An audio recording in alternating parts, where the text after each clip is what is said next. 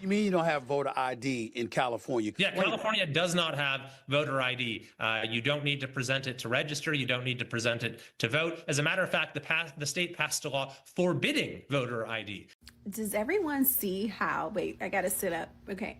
Does everyone see how the American people overwhelmingly said they want to have the SAVE Act passed? We want voter ID, black, white, other, everyone else. We want, as Americans, we want voter ID. We want election integrity. And the Democratic Party said, no. Yeah, so to any Republicans that think that all these TSA lines being horrible and the government not being funded is Democrats' fault, here's your boy admitting that it's him telling the Republicans to keep the government shut down, TSA not funded, so that the airports and air travel is just abysmal. He's doing it on purpose because he wants the unconstitutional SAVE Act passed. Suggesting strongly to the Republican Party, don't make any deal on anything. The most important thing we can have is what's called the Save America Act. Don't make any deal on anything unless you include voter ID. It's not going to pass. It's unconstitutional. So I often hear the Having phrase, been created as a political entity in 1948, does it have a that right state to exist? Is that what you're asking? I don't want to get hung up on the right. No. Should it continue to exist? That's how I define narrowly Zionism. Because the phrase you used was devised by the Israeli government, of course. Do you think Donald Trump has betrayed America first? I think that this war is something that he promised he wouldn't do, not once, but countless times. And until YouTube is banned, we'll be able to prove that. That the way that those screenshots got to Candace is via Joe Kent. You see, this has never been made public before, Aaron. Right now on your show, this is I'm saying this. So let me explain. Andrew Colvett, who's was Charlie's number 2 guy, who now hosts the show. Andrew was in the chat group as well. He was one of the 9 people in the group. And whatnot.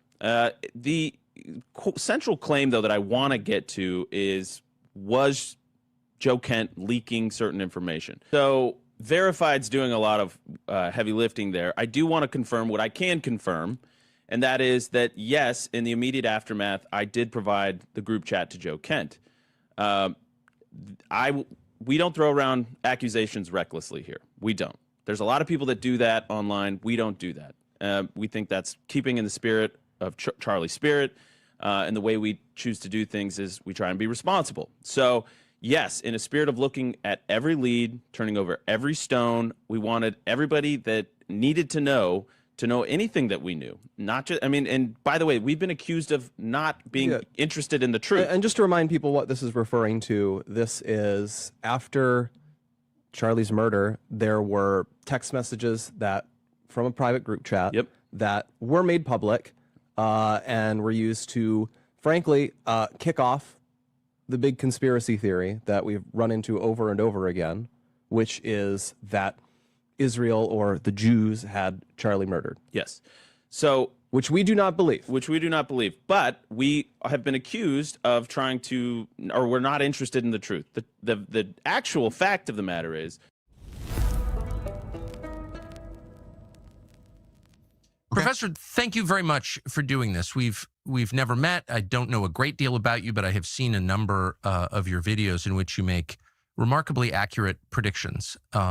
So that's what I know about you, and I'm impressed by that, by your ability to call events before they happen. So with that in mind, let me ask you, where do you think this war in Iran is going? How will it be resolved, and what are the consequences likely to be?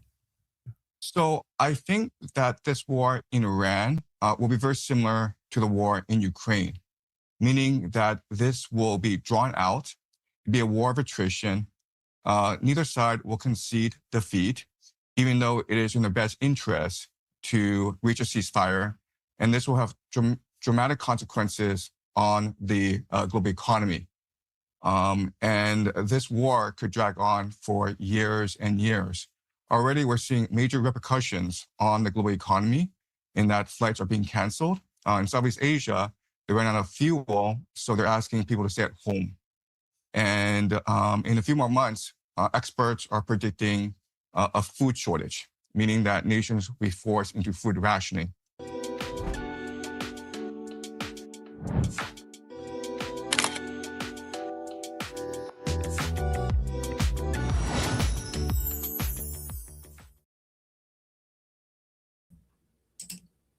Hello, everybody. Welcome. What's going on? Gold hearts in the chat for your girl. Welcome to Monday Night Lights, everybody. I am your host, Keisha King Benton. Hello, hello, hello. How are we doing? Hi, Megan. Hi, Camper Kid, JCL. Stephanie, hello, hello. Tucker is a doof nugget. Definitely that. Oh, and he's been doofing a lot these days. So we have a lot to get to. So, yes, make sure you throw some gold hearts in the chat for your girl. We are going to get started. Oh, my goodness, you guys. Tucker has lost his ever-loving mind. It is fascinating. Y'all know I'm like, what a time to be alive. Like, what a time to actually watch people lose it, like right in front of you. It's truly fascinating. And then the crazier part is that the people who believe them, the people who believe them, the ones who are sucked into the deception, it's unbelievable. And the even more incredible thing about this is most of these people call themselves Christians. That's what's disturbing, because we know what the Democrats do. You know, we know what the left does. They're not faith oriented. They don't think about faith. They don't talk about faith. They pretty much try to do everything that is against faith. So, you know, we know what to expect from that. Hi, Karen. Hello. Hey, we watch. How are you? Good to see you. And Karen. Sorry, I'm pulling up this show so I can make sure I put some gold hearts in the chat too. It's easier for me to do it on the phone. You know, gold hearts in the chat. Yes, so you guys, please share this video out. Hit the like button. Please do hit the like button. Share this video. Subscribe if you have not subscribed. And if you want to support the channel, you can support me by Cash App, buymeacoffee.com/Keisha King Benton, and of course, super chats and super stickers. So please, if you want to support, please do, because, you know, we try hard over here to bring you news, faith, culture, politics, and uncovering the deception, discerning truth, you know, from a biblical worldview, so we don't ourselves get caught up. So yes, we are talking about the news, but we talk about it from a bit different perspective than most on the internet. So I think you're gonna get a lot from our show over here. Let's see. Let me just share this really quick. Live now. Join us. All right. Okay. So, first things first. I have to first let me say, we have a guest tonight. Excuse me, where are my manners? We have a guest tonight. Mr. Teach 'em Chuck Littleton will be joining us shortly. We're going to go through the news. We're going to be talking about Chuck Norris. Yes, we're going to talk about Chuck Norris. He has gone on to be with the Lord. And I was like, I have to talk about this because our guest, Chuck Littleton, if I'm not mistaken, I believe he is a fan of Chuck Norris. So I wanted to make sure. Yes. Yes, I have been reading your comments. Y'all love Chuck. So I'm like, yes, we'll bring him back. Unfortunately, this Chuck listen, it's not really unfortunate because he is with the Lord. If I understand correctly, he was a man of faith, of Christian faith. And so we know to be absent from the body is to be present with the Lord. And I'm pretty sure he ain't thinking about any of us down here. Okay. Right. So, but the big news is Karen, you watch Chuck Norris shows. You know, I wasn't really a big fan, not necessarily a big fan. I didn't feel, either way about Chuck Norris, but we watch. You guys are so funny. He's currently playing sparring games with David. Okay. Could you imagine? That is so cool. And probably so. But oh man, I didn't watch his shows, but from what I've seen of him over the years, he sounds like he really touched a lot of people, and truly, definitely like that Hulk Hogan American hero, same kind of vibe. And so I just think that I love to see when people when they're like, they have a lot of respect, when somebody has gone on, and it's not fake. You can genuinely say like, oh yeah, we're gonna miss him, but as believers, we know that he is not thinking about us. Tucker Carlson, he is all over the place. All over the place. And listen, you will be banned. We don't play that. So watch your mouth in the chat, okay? Watch your mouth. All right. So you will be blocked. Okay, anyway, so Tucker is all over the place. He has finally admitted he took Ben Shapiro's advice. Remember when Ben Shapiro, during the Turning Point AmFest annual end of year event, Ben Shapiro was like, Tucker, just say it with your whole chest. Just say that you don't rock with Trump. And for months, he wouldn't. But now, he's saying it. And he's saying it loud and clear. So we're going to get into all that. I want to play that closer to when Chuck comes on, because I want him to watch these with us and get his reaction, because a lot of the things that Tucker has been saying have to deal with, history and, biblical facts and, just things like that. And so I want us to discuss that with Chuck. So, but what else is in the news is the SAVE Act. Baby, listen, they can't get it together. The left is falling apart. First, it really wasn't about voter ID. It's really about citizenship. Okay, yeah, but it's still about voter ID, essentially. But they're trying to act like, they're clutching pearls, and they act like they don't know, they're trying to blame, of course, everything on Trump. And it's like, if you know that this is what the American people want, why don't you just do what the American people want? They don't want to do that. But just to show you how out of touch, even though Americans want voter ID, I think a lot of Americans are misinformed about what is really happening with voter ID in states. And let's watch Stephen A. Smith get hit with the facts about what is going on in different states around the country. I mean, you don't have voter ID in California. Yeah, California does not have voter ID. Present it to register. You don't need to present it to vote. As a matter of fact, the state passed a law forbidding voter ID. So cities, counties, if they want forbidding ID, they're not allowed to under state law. What? Right there, the state of California. That's what the Republicans going to lean on as an excuse to definitely push forth the SAVE Act. Right there. Right there. I can't believe it.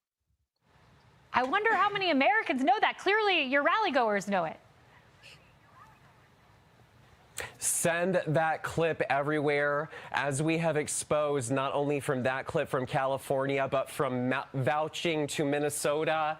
The Save America Act is country-saving legislation, and we, the American people, are not going to stop until that is on President Trump's desk to be signed into law. So Senate Majority Leader Thune, I'm going to be here in Rapid City, Sioux Falls tomorrow, but we, the people, are thankful for you advancing this bill. It's time to push through the talking filibuster. Let's get this done.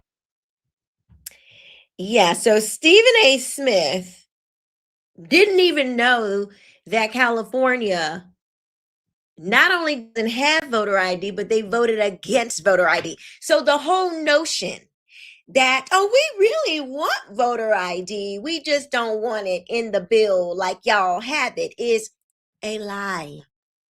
It is a lie. Tell everybody you know that it is a lie. It is so much of a lie. Now, you know, when the Democrats start doing this kind of stuff that I'm about to show you right here, you know they're terrified. Here they go. I stepped off of the floor of the United States Senate. I'm here literally all weekend in Washington, D.C., fighting this voter suppression bill that Republicans are trying to shove down the throats of the American people. Be very clear. Wait. Over 80% of Americans, between 75 and 5% of all Americans, Democrat, Republican, Independent, whatever, red, yellow, green, blue, purple, white, black, want voter ID. Of course we want voter ID. We're not stupid like these people. We're not stupid like the politicians. Of course we want voter ID. Yes, we want you to be a citizen. Of course we do. We're not idiots. I mean, why don't you want voter ID, Raphael? Pastor? Why wouldn't you want voter ID? Oh, you want to blame it on, it's a suppression. He said they're shoving it down the throats of Americans when over 80% of Americans want it. Explain to me exactly the shoving that's going on. When we want something, that's not force. We want it. See, you gotta take these people back to like kindergarten, because they don't seem to understand what want is and what we don't want. Now, we didn't want millions of illegal aliens flooding in our country, but see, y'all thought that you're still thinking that you don't care what we want. Clearly you don't, because we didn't want the illegal aliens and you brought them. We want the voter ID, but you won't sign that. So we know you don't give two flips about what we want. So why do you want it? Maybe that's the question. Why don't you want it, Raphael? This is not a voter ID bill. This is a voter suppression bill. Here's the deal. Republicans know that their agenda is failing and that the American people are not buying what they are selling. They are spiking inflation. They are raising the costs of health care. And they are literally creating violence all across the streets of America under the color of law. And rather than change their policies, they are trying to change the entire way in which Americans register to vote. Some say, shouldn't you use ID in order to vote? Yes, I think you should have to identify who you are in order to vote. But here's the thing. In almost every state, you will not be able to use your driver's license to register, or let's say you move or change your name in order to re-register. I will be on the floor of the Senate for as long as it takes. This is such a lot. Like, I don't understand people who actually believe this foolishness. Like, they are really up here like, no, you're not going to be able to vote because you're a woman because you got married. Like, since when can't we prove our citizenship to get jobs, to get driver's license now? Like, when you go, most states now, when you go to renew your license, you gotta get your birth certificate because they want to know who's a citizen. Like, this is not, I don't even understand how this is a valid argument. Again, it's not like the lie wouldn't have anywhere to go if the people didn't believe it. It's like, wow, I cannot even believe that people actually believe it. You know that people are believing because they keep on talking about it. They keep on talking about it. So, it's insane. I wanted to show you people that are, actually pushing back, regular citizens. This young lady here. Does everyone see how, wait, I gotta sit up. Okay. Does everyone see how the American people overwhelmingly said they want to have the SAVE Act passed? We want voter ID, black, white, other, everyone else. We want, as Americans, we want voter ID. We want election integrity. And the Democratic Party said, no. Basically. Who do these people work for? This is a perfect example. And this is not about being partisan. It's the facts, the voting record. I think it passed with like 218 to 213, with Republicans overwhelmingly saying, okay, Americans want voter ID. We agree. We should have voter ID to make sure everyone's comfortable, make sure we have election integrity, and only U.S. citizens are voting in our elections. The Democrats said, we don't care that the American people said they want voter ID because we are going to get out there and say that it's bringing back Jim Crow and that black people and married women are not going to be able to vote, even though those same people said they want the SAVE Act to pass. They said, no, voted against it. Overwhelmingly. Are people paying attention? No. Regardless of where you sit, I keep highlighting this. You're saying you want voter ID and they said no. So they're calling the shot. So is it still we the people? Okay. The Democratic Party does whatever they want to do? Look at how many of them have gotten voted in. They promised it. Look at Virginia. They voted Abigail Spanberger in. Go and look at all the laws she passed immediately, all the things she reversed. It is diabolical. It is alarming, frightening, horrific. Tax on tax on tax on tax. She doesn't care because you guys just didn't bother to look at her voting record. Go and look. And so back to the SAVE Act. Once again, the bill goes to the House and the American people say they want something and the Democratic Party said no. They said no. It's insane. Logic and reason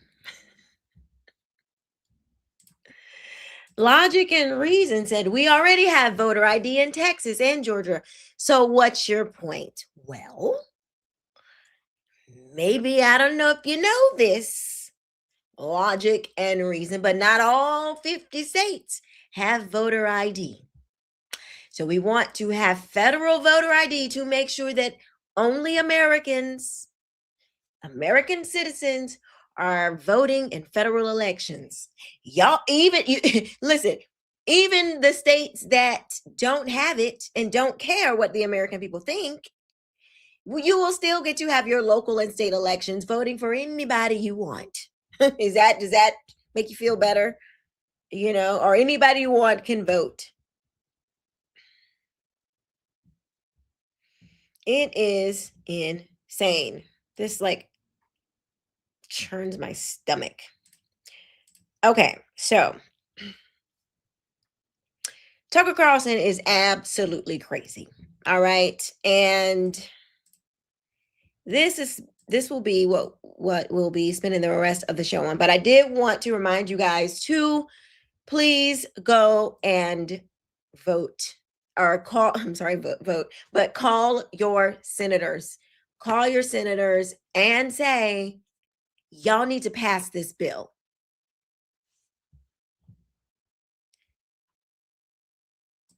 Yes, because the Constitution says elections are done by the states. The elections are still going to be done by the states. We're just saying that you have to register to vote. You got to be a citizen. Logic and reason. To register to vote.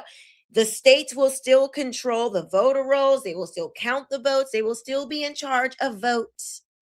It's just saying to register to vote, you have to show that you are a citizen. Not when you go there, but to vote, but before you register. You have 4 years in between federal elections to do this. Okay? So if you can't figure out, you don't have the money, you don't know how, you haven't tried to figure out how to get your ID in 4 years to the proper identification needed to register to vote, then maybe you shouldn't be voting. Maybe you're not that interested. Cool. Sit it out. You don't have to vote. Like, nobody's making you vote. We're just saying if you do vote, you have to be an American citizen. I don't understand why that's a problem.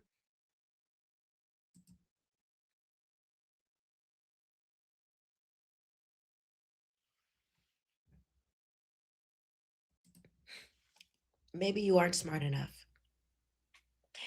Which case you definitely shouldn't be voting. I'm just saying, if you can't figure out how to get your citizen to prove that you're an American citizen, maybe you should not be voting. Maybe you're just not there yet. You need a little bit more time. I mean, we know our public schooling system. Okay, so it is very possible that people really don't know how to figure out to get their citizenship. I mean, it's possible. It is possible with these people, excuse me.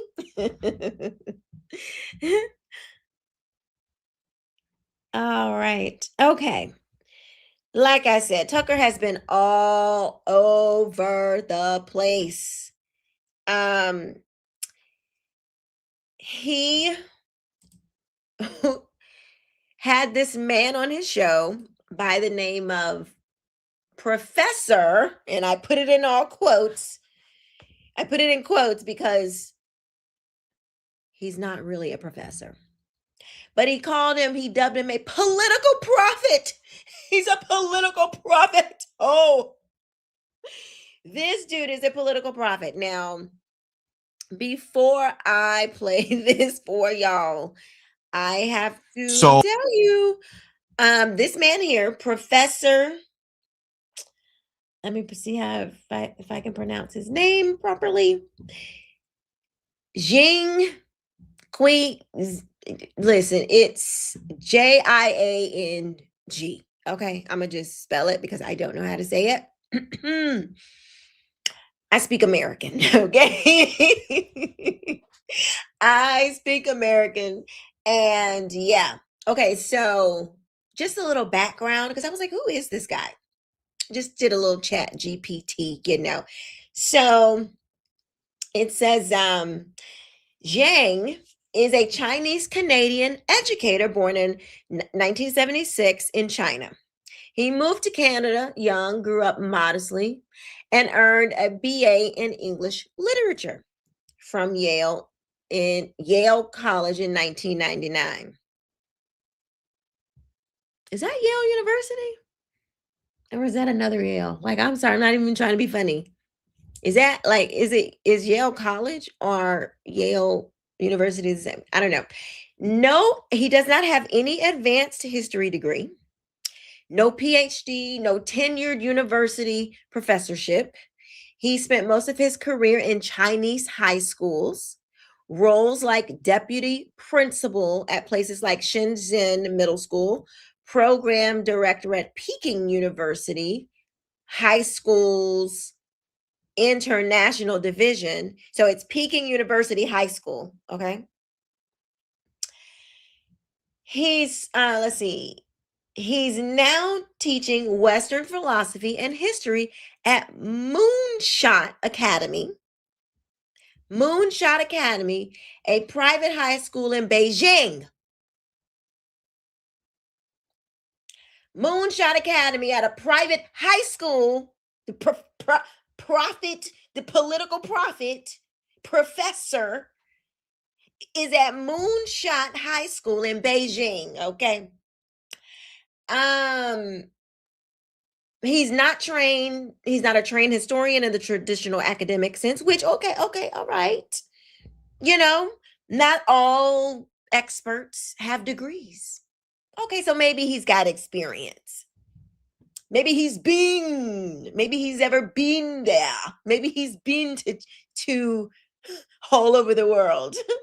His degree is in English Lit, and his classroom experience is with high schoolers, not peer-reviewed scholarship or university-level historical research. He doesn't publish in academic journals as a historian. He teaches philosophy surveys and runs a YouTube channel styled like grand lectures. Where did I leave off? Okay, let me see what else. What else catches my eye about this Jing? Let's see. Critics say that calling him a professor is a stretch. It's more branding than an earned title. One outlet called it a fiction of accumulation. Accumulation. Can't even speak. Okay, so he's living and teaching in Beijing under the CCP, which is not neutral, which makes me think that why the ham sandwich is Tucker all like, oh yeah, listening to this guy as if he's coming from a lens that is even comparable to what we believe in the West. Okay, so his quote secret history, this is a series venture that he does. He goes into grand metaphysical claims about evil, consciousness, and ancient patterns. Okay. Let's see. He loves it. Let's see. What else?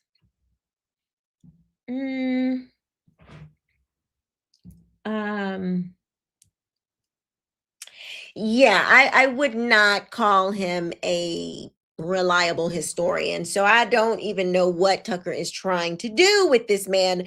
But listen to their solution to America's, to the West's problems. Listen to what these fools say. So what I would do is basically sit down everyone, okay, including Russia, China, Iran, and say, it's time for a new world order where we are partners in this relationship, right? Before America was the hegemon, before the US dollar was the world reserve currency. But now what we want to do is open a dialogue where everyone is respected, where America is no longer the bully, but a willing partner in creating a new economic order that benefits everyone and not just a few. I'm sorry. Is that communism? Are you trying to sell me communism? Where everybody just collectively comes together and we share in our production and stuff? Is that what you're trying to sell me, sir? Mr. CCP? I know you ain't trying to do that. I think that's the wisest possible advice and probably the only path that preserves civilization. But they're the one country standing in. Wait. This is the wisest path and the only one that would preserve civilization. Well, I be doggone. Like, let's not look to the Bible. I'm a Christian, Tucker Carlson. Let's not look to the Bible and see what God has to say about how we sustain our wealth, because it's in there. It's in there, how we get wealth, how we keep wealth, what we do with it, how we bless others. Oh, it's all in there. God didn't leave anything out. He didn't. He really didn't. He didn't. So what this guy is saying, because it doesn't line up with the word of God, we know it's a lie. But we'll let him. Let me run it back just a smidgen. wisest possible advice and probably the only path that preserves civilization. But the one country standing in the way of that is Israel.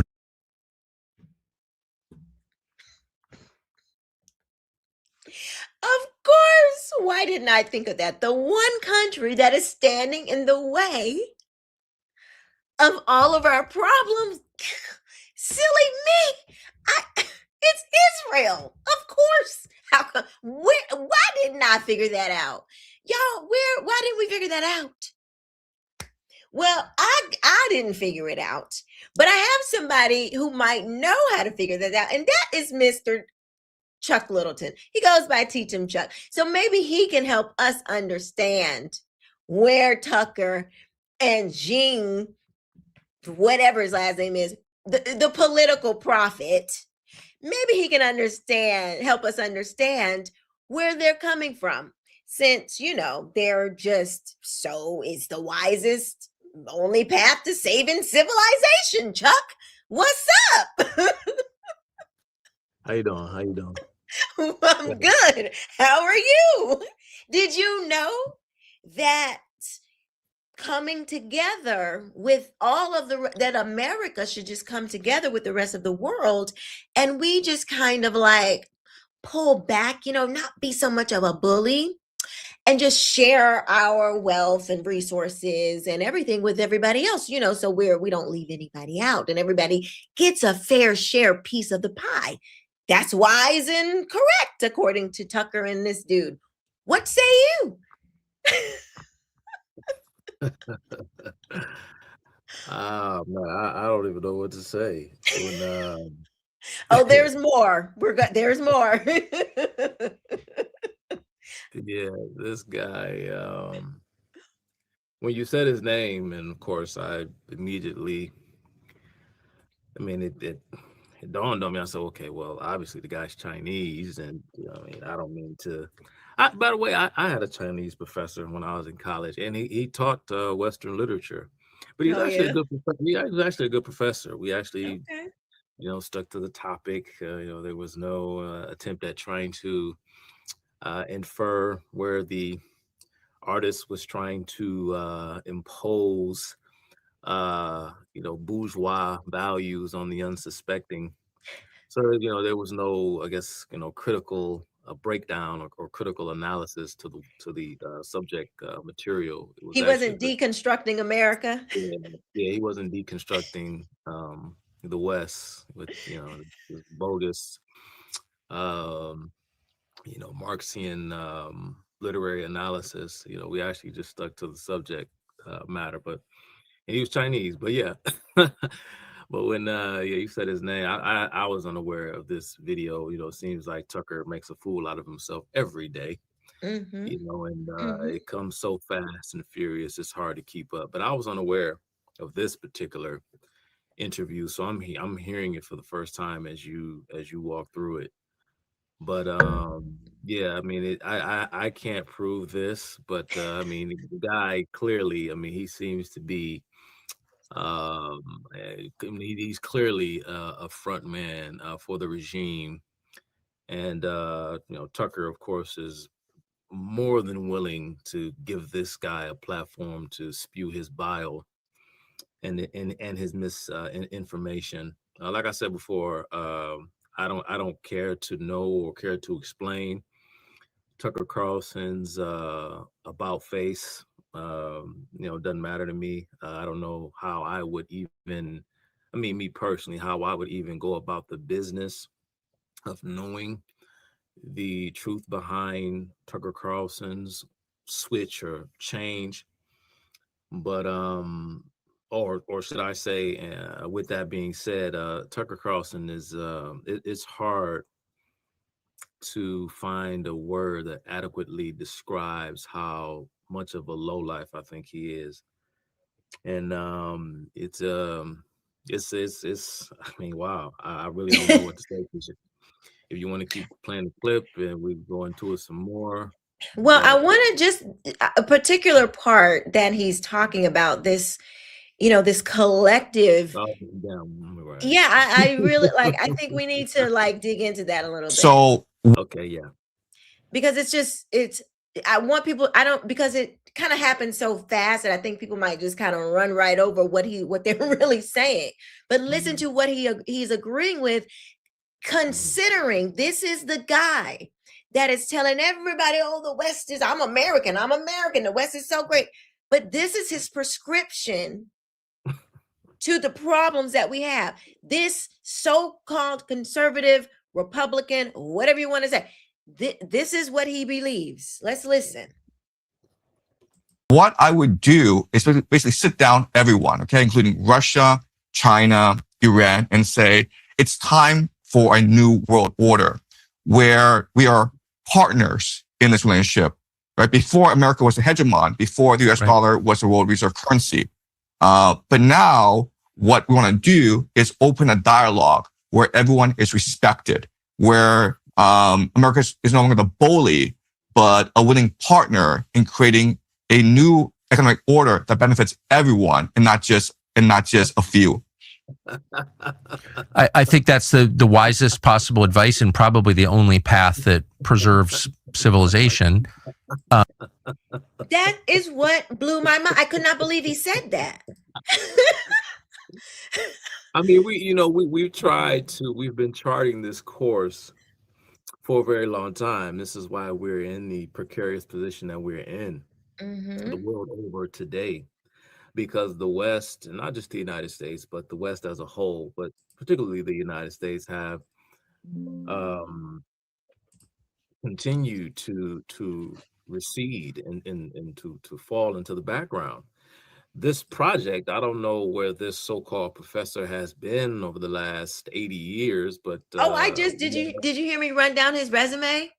Yeah, I heard you run down his resume. Oh, okay. Yeah, He's currently, you can find him at Roscoe's Chicken and Waffles or Moonshoot. Hold on, let me get it right. Oh, let me get it exactly correct. That would be where is it? Moonshot Academy. There we go. The high school, private high school, a private high school, mind you. From the guy, he works at a private high school, y'all, which means it's separate from the government, but yet he wants all of America to not be private. Right. It's just like a leftist. Yeah, it's just like a leftist, and it's more. I mean, he's peddling in that the petty post-colonial theory BS. But like I said, I don't know where this guy has been over the past 80 years, but we're currently in the midst of that project. And he talks about the United States and China and whatnot. China and Russia, or then the Soviet Union, were all part of the UN Security Council during its inception. And so we've tried. We're in the midst of that project. What many others also refer to. I myself refer to it as this, and others refer to it as this as well, which is the neoliberal world order. Because see, here's the fascinating thing, and then this will probably, we might not be there yet, but we'll get there. This is going to bring us to certain aspects of Islam. And that is, people throw around this term globalism, for example, but they don't necessarily understand that globalism isn't necessarily an ideology in and of itself. It is a byproduct or a characteristic of a larger theory, right? Globalism is just a feature of an overarching ideology, and that ideology is what comes to define what that global structure is going to look like. And so in the beginning of the 20th century, like I said, you had these three different ideologies all coming to a head, and that's what actually the Second World War and the First World War and the Second World War epitomized this clash of global perspectives, right? You had the liberalism of the West, you had the fascists and Nazis in Europe, and then you had the communists in Russia, and that all three of those particular ideologies are globalist, quote unquote, in their orientations and in their perspectives. And so a lot of people don't really understand what that means. And we thought that we had defeated fascism, and perhaps we still. I mean, it's still fair to say that fascism is lying on the dustbin of history, as the saying goes. But maybe not. Communism certainly has not. But Islam most certainly has not, because Islam is another global ideology. I've heard people, recently make a comment, or I've heard people make comments about globalism, and certain group of people the world over, right, being responsible for the spread of globalism, right? We're talking Jews, right? But the reality is that Islam is another, like I said, a political, is a theo-political movement that seeks global supremacy. And it is part of their religious doctrine. And so I just thought I'd put that out there at this moment. But yes, I don't, like I said, I don't know where this professor has been over the last 80 years. The United States has tried that. Our Western allies have tried that. And now, as instead of taking our, to try to, I guess, establish some new modus vivendi, instead of taking our, I guess, kindness as a gesture of goodwill, they see it as weakness to be exploited. And this is why we are currently being pushed to the brink as we speak. And so so this guy here, he's clearly not a good faith actor. He is certainly a propagandist for the communist regime in Peking. No doubt about it. Seriously. And, it makes me think, like, they have, he had the nerve to say in this interview that, China, we pretty much mind our own business. Like, we don't get involved in like military stuff, and we don't do. I'm like, all them spy balloons y'all was flying over here just a few 2-3 minutes ago, all of these professors and stuff, who are getting arrested at these universities for being spies. Like, I'm like, yo, what exactly? Where have you been, sir? We ain't not even 80 years. Where you been for the last 4 years? Where you been? Because there's plenty of stuff that the Chinese government has gotten into. This guy is full of it. Exactly, Stephanie. It's full of it. Full of it. This is insane. And the fact that Tucker is supposed to be this respected journalist who would bring somebody on like this, he just continues to show us. It's like, here's the middle finger to all of you. That's how I see it. Like, he's just like, yeah, double him up. So he also those lies and didn't say a word to, it's just, it's sick. It's sick. It is. And so of course he had to blame Israel for everything. And he did another interview. Like I said, he's been all over. He was on The Economist, and he sat down with their editor-in-chief, and this is one of the clips that came out. You are critical of the government of Israel. Do you believe in Israel's right to exist? Would you consider yourself a Zionist in that narrow definition? What does that mean, a right to exist? The existence of the political state of Israel as but it has existed. a right. What does that mean? That you think it should continue in its existence as a state right now. So you do not agree with Iran, for example. Well, let me just ask, since you asked me the question, it's fair for me to get you to define the term so I can answer it. You've asked two questions. The first was, do you believe Israel has a right to exist? And the second question was, do you believe Israel should continue to go on as a nation state? And those are very different questions. So I often hear the phrase... Having been created as a political entity in 1948... Does it have a right to exist? Is that what you're asking? I don't want to get hung up on the right. No. Should it continue to exist? That's how I define narrowly Zionism. Because the phrase you used was devised by the Israeli government, of course. Does it have a right to exist? And so my question to you.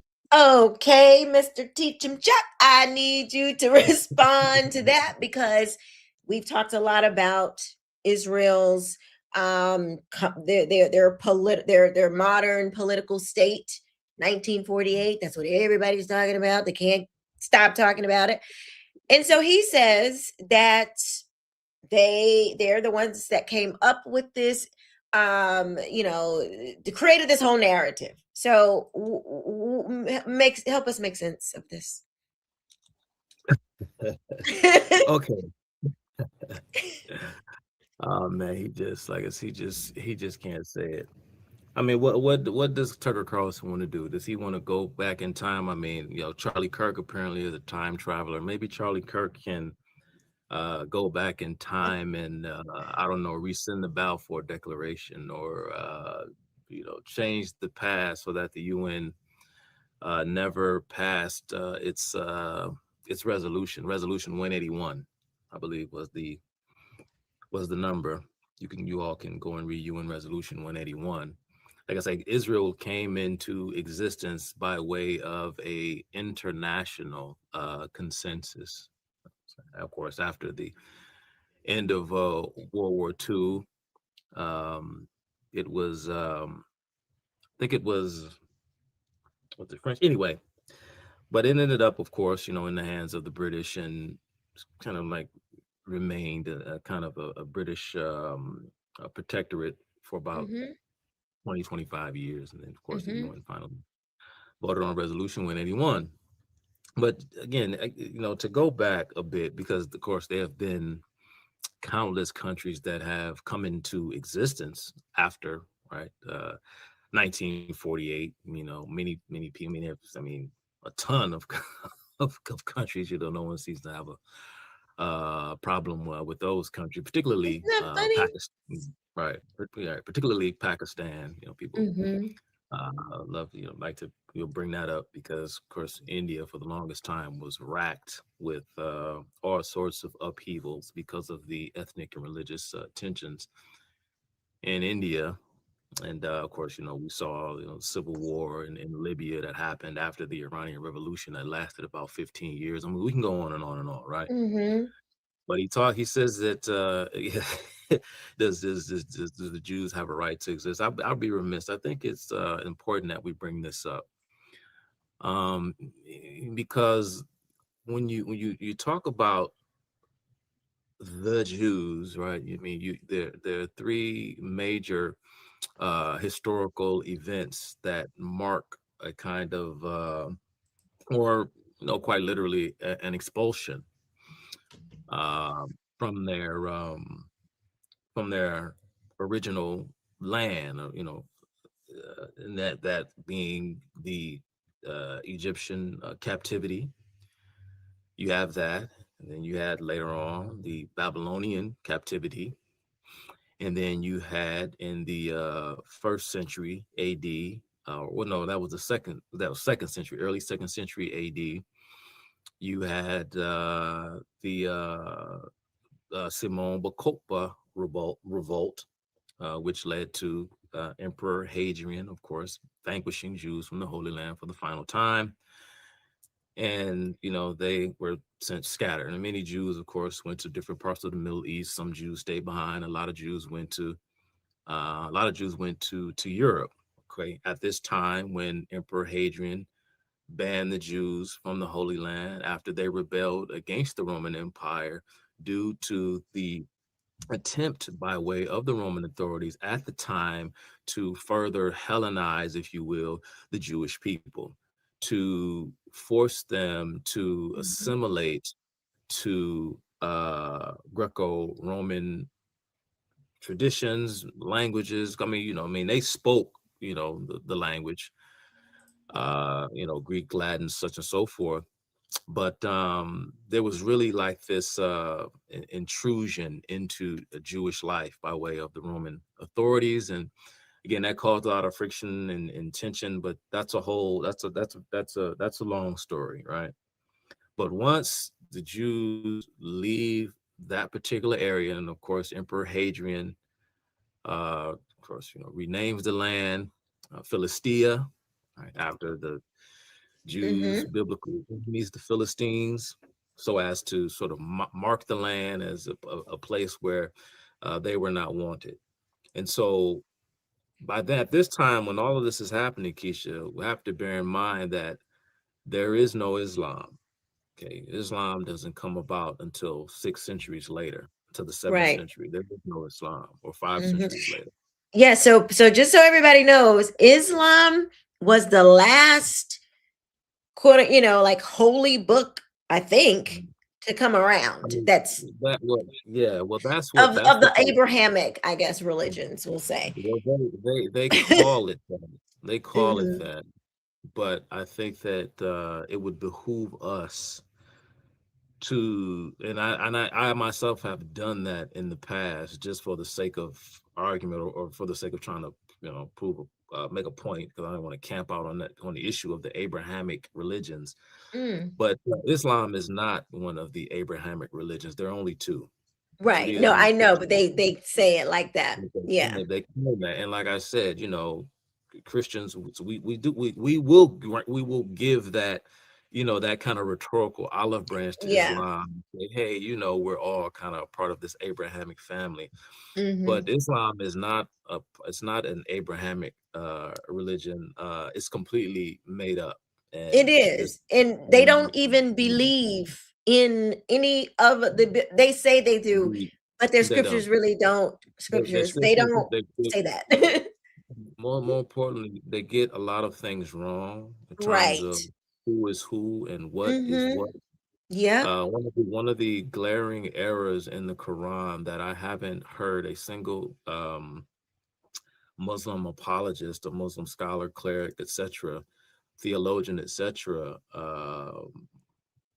properly explain, at least for my intellectual standard, will be the error the Quran makes when they identify the mother of Jesus as being the sister of Moses.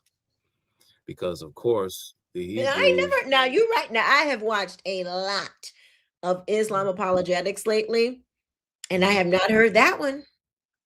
I honestly thought you were going to say something that I had heard. I have not heard that one. Well, yeah, and the excuse that they give, because of course Moses' sister was what's Miriam? Miriam. Yeah, Miriam. And the I guess the Hebrew pronunciation for Mary is Mariam. And so it's Miriam. Mhm. So, and when the scribes, or whatever you want to call them, when they were forging this document, forging their holy books, because the peoples of Arabia, beginning with Muhammad, they had only heard fragments of the story. They had heard about the Jewish story, and they were small Jewish tribes and Jewish clans that had made their way to Arabia. Yeah. So Muhammad had heard about the story, but he didn't quite know it in its entirety. This is why, of course, you and I, Keisha, have spoken privately over the phone, and then you'll hear like our friend, I'll say his friend like I know him and have spoken to him. I haven't, but Yeah. people like David Wood and Yeah. other popular Christian apologists God online. logic. Yeah. Logic, and they talk about the quote unquote Islamic dilemma. Of course, when Yes. Allah instructs his followers to, if you get confused or if you get lost and you don't know Uh-huh. something, go and ask the peoples who Of the know book. of the book. Go and ask the peoples of the Torah and the peoples of the gospel. That's what he said. That's right. Okay. So anyway, so we'll get to that, because you have to understand why Muhammad did what he did, and ultimately what Muhammad's long-term goals and ambitions were, and why it was so important for him to create the Ummah, the Arabian family, in his homeland. What was he doing? What was he trying to do? And what was he ultimately up to? This is a very important question. And I think a part of getting to the bottom of what Muhammad was actually up to I think it begs the. I think it's important for us to know at least a small, at least a smidget of what pre-Islamic Arabia was like. And that's a very interesting question because, not many people talk about what pre-Islamic Arabia was like, because in the back and forth, as we talked about, you and I, Keisha, a couple of weeks ago, between the Romans and the Persians, even when Persia was at its height. I mean, Persia encompassed Afghanistan, parts of Pakistan, parts of Turkey, parts of Iraq, parts of Egypt. I mean, Persia was massive. But Yeah. I haven't read any historical count or read the work of any scholar or historian that has made the claim that Persia had ever reached Arabia. Okay, it's very interesting because Arabia, for the longest time, had not been touched by empire. And that's an important thing to consider because you had peoples, Muhammad being one of them, but there were others that predated him that had long-term goals of becoming Arabia's first emperor. And that's when the story of Islam comes Really? into being. Yeah, because they wanted That to is be, crazy. they wanted to be like the others. But in order to do so, they had to break the peoples of Arabia of their clannish feudal ways, if you will. They had to, in a sense, like I said, sophisticate. They had to get them beyond that. And how would a ruler validate or substantiate his headship when a person's Back then, entire especially. back then, especially a person's entire orientation or how they view reality is based upon the stories that they tell themselves about their gods. Yep. Because, of course, the peoples of Arabia were a polytheistic people. And in fact, the god Allah existed in Arabia long before there was a Quran. Come on. We haven't talked about that, but I knew that. Wait, no, I did. I think I did talk about it a little bit before, but that is so true. There was a group of gods, little g gods, that he belonged to. They just kind of like extracted Allah out, and but he became like kind of a mix of these other deities. Y'all, it is deep. The enemy is, ooh, baby, let me tell you. So here's the thing that is just really crazy to me, and I think Megan said it. The Quran is so ignorant. It is, y'all. When I started to realize the stuff that is in this book, I was like, "There's no way that people read it. There is no way that they are reading this book, and they are not allowed to read the book. They have to. You have to, like, the proper way to do it is what you have to read it in Arabic and speak the Arabic, and then you probably can't even do that. You have to go to the imam for them to tell you what it says. Anyway, it is like, I'm like, I can't believe some of the stuff that is in the Quran, y'all. When we say it's remedial, it's bad. And they don't even, like Chuck said, they don't even get basic historical events right. Like, why is this book even a thing? Like, it should have been like one of those, it should have been worse than Enoch. At least the book of Enoch has like accurate stories in there. This is, anyway, I'm sorry. Go ahead. Let me go back. Sorry, Keisha, I got sidetracked because I want to talk about. I left off. We got sidetracked talking about whether Islam belongs should be considered one of the Abrahamic religions, because again, Jews and Christians argue from within the story. Muslims created a totally separate God whose nature is unlike the nature of the God of Jews and Christians. He's a totally separate God who believes in totally separate things, who does totally different things. Oh yes. Whose long-term goals is not, or whose long-term goal is not restoration and reconciliation and redemption, but whose long-term goal is punishment, death, and destruction. These are totally different entities. But to go back to the story of Jews after the failed Bar Kokhba revolt, Like I said, the Jews settled in parts of the Middle East, and many of them, of course, went to Russia, Europe. They went all over.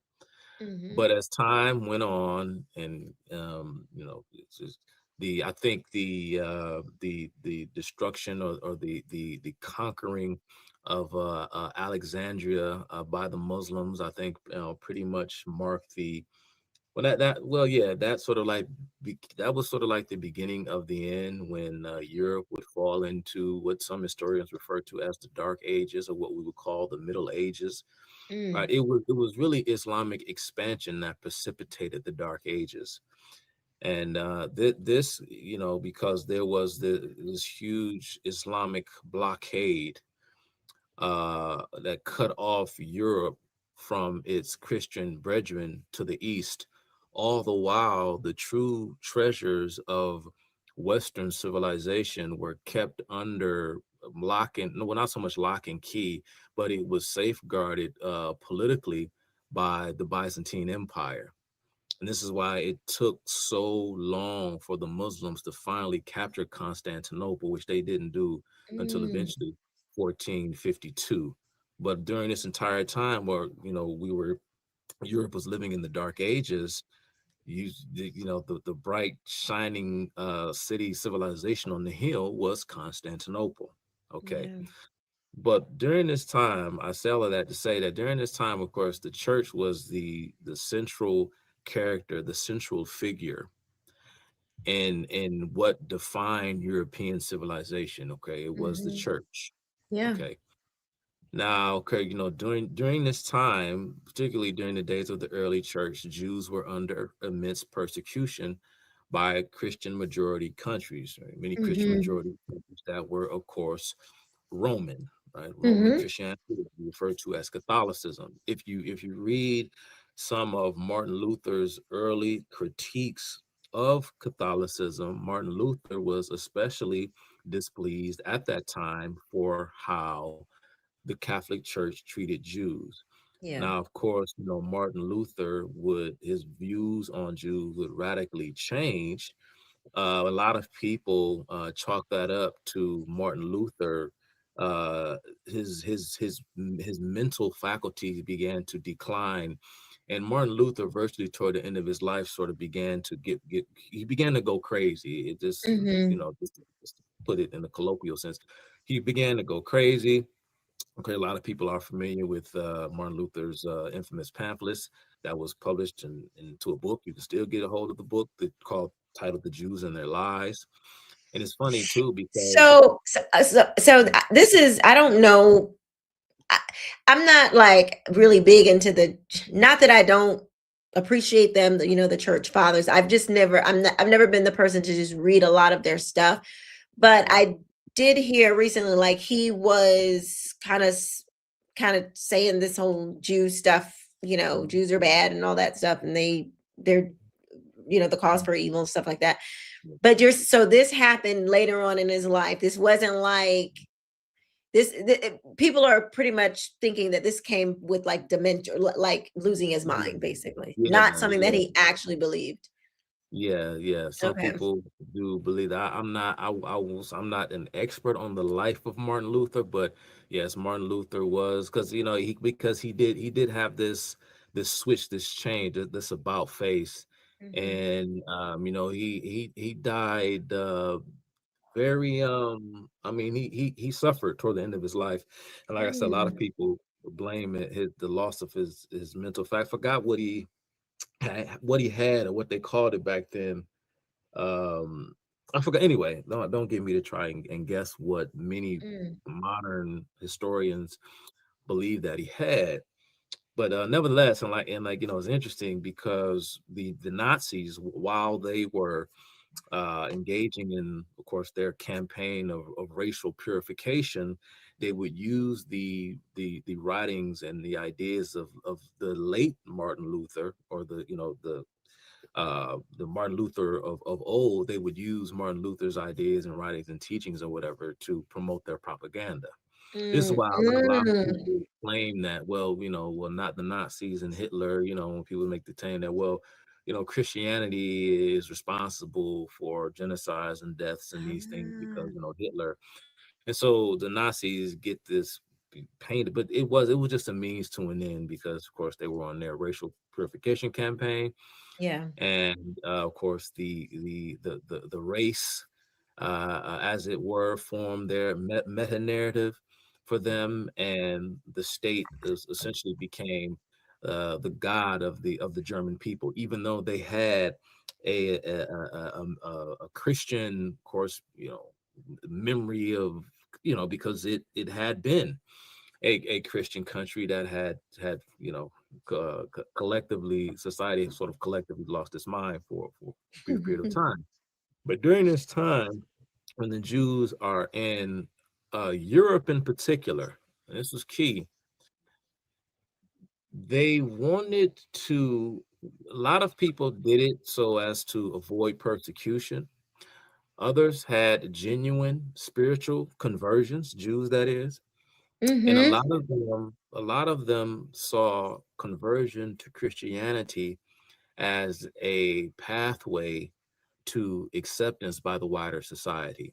Right. Yes. They were urged, okay, do away with the old, accept the new faith, and these peoples will accept you because they wanted to become full French citizens or full German citizens or full French citizens, and so on and so forth.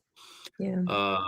And I mean, this went on for centuries. It worked in some instances, in some instances it didn't. Of course, for example, when Ferdinand and Isabella finally expelled the Moors from Spain in 1492 and commissioned the campaign to reconquer, or what they commonly refer to as the Reconquista. They went about, the inquisitors, they went about the business of trying to find what they refer to as crypto Jews, meaning Jews who converted to Christianity but weren't really Christians. They may have been Christian in name, wow. but they were still Jews. And so, the reason why I'm saying all of this, so please try to walk with me. And so they tried to change their names and tried to convert to Christianity, many of them. There is a famous, some of you have probably heard the name. This name, you got a lot of people speaking about the history of the Jews who don't know anything about the history of the Jews, quite frankly. And it's, like I said, is really disgusting because they don't know anything about them. But anyway, let me stop. Let me stay focused on what I was getting ready to say.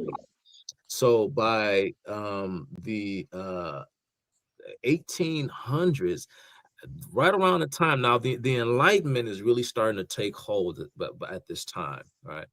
And what the Enlightenment represented, and it's funny because there is no Jewish Enlightenment thinker who is like within that pantheon of the people that we think about, when we think about the great thinkers of that time. But of course, that there wouldn't have been an Enlightenment without Judaism, right? Because Judaism is the foundational principle upon which the Enlightenment stands. Because what Judaism did, Judaism represented a break or a major development, not just in a sense, but quite literally in the spiritual and philosophical trajectory of Western thought. Because Yes. for the first time, it introduced this idea, because, it's funny that the irony is, for all of this, for all of you who are upset about the moniker of the Jews being the chosen people, well, it is Jewish spirituality that popularized the notion that all human beings are what, Keisha? Created in the image of God. That is Regardless correct. if they're Jewish or not.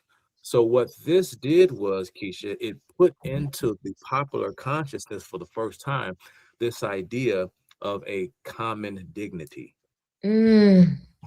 Christianity, this is why I say the character of the God of the character is still the same, right? It's the same God we're talking about, Christians and Jews. That's because right. when the Jews introduced this idea of common dignity, Christianity would come about later and introduce the idea of common grace. Okay. So So what and the Enlightenment did, and what the secularization of the West did, it wasn't a betrayal of religious thought. It was a fulfillment of it. Come on Now, now. and then so what Jews did, many of them, and I'll say people want to ask this question of, why are Jews always at the forefront of so many of these, secularist social justice movements that have caused so much destruction? Well, that is because once they realized that conversion to Christianity was not going to grant them full citizenship and full acceptance by the wider society, they sought the path of secularism, because that, in the minds of many Jews, became the new ticket. A famous Jewish theologian and philosopher by the name of Moses Mendelssohn, he was a German Jew. He was a philosopher and a theologian, and he was a leading voice for international Jewry that promoted the idea that Jews ought to behave like those around them.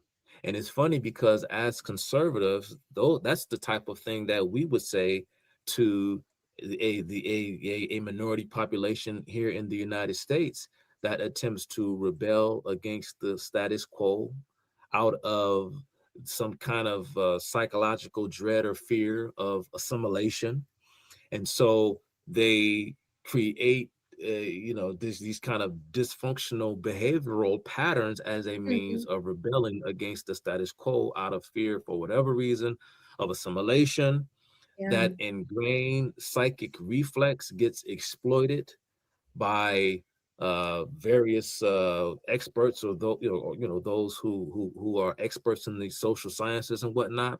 And now we have a huge problem on our hands.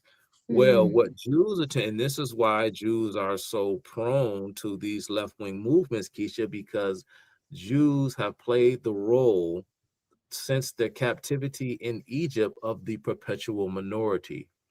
And what secularism did in the 18th century is what it gave them a promise that, okay, now they didn't accept us when we converted to Christianity. Here's our key. Here is the ticket here. We can go the route of secularism. And when that didn't work, what secularism did, in short, was it led them to the gas chambers. That was the final straw, because you had that. Then you had a famous event that we've all familiar with. They made a movie about it. It's known to history as the Dreyfus Affair. This is the conspiracy to frame Alfred Dreyfus. And they did it because, for no other reason than the fact that he was a Jew. Okay. And this, so the story goes, was the impetus for Theodor Herzl to pin his work, The Jewish State. Because he said, okay, we tried converting to Christianity, we tried going the secular route and just, promoting these ideas of liberty, just, all the things we know what that all the things that represents. But when they were still persecuted for being Jewish, and of course, Stalin at the time, the Russians were engaging in various pogroms and what have you as well.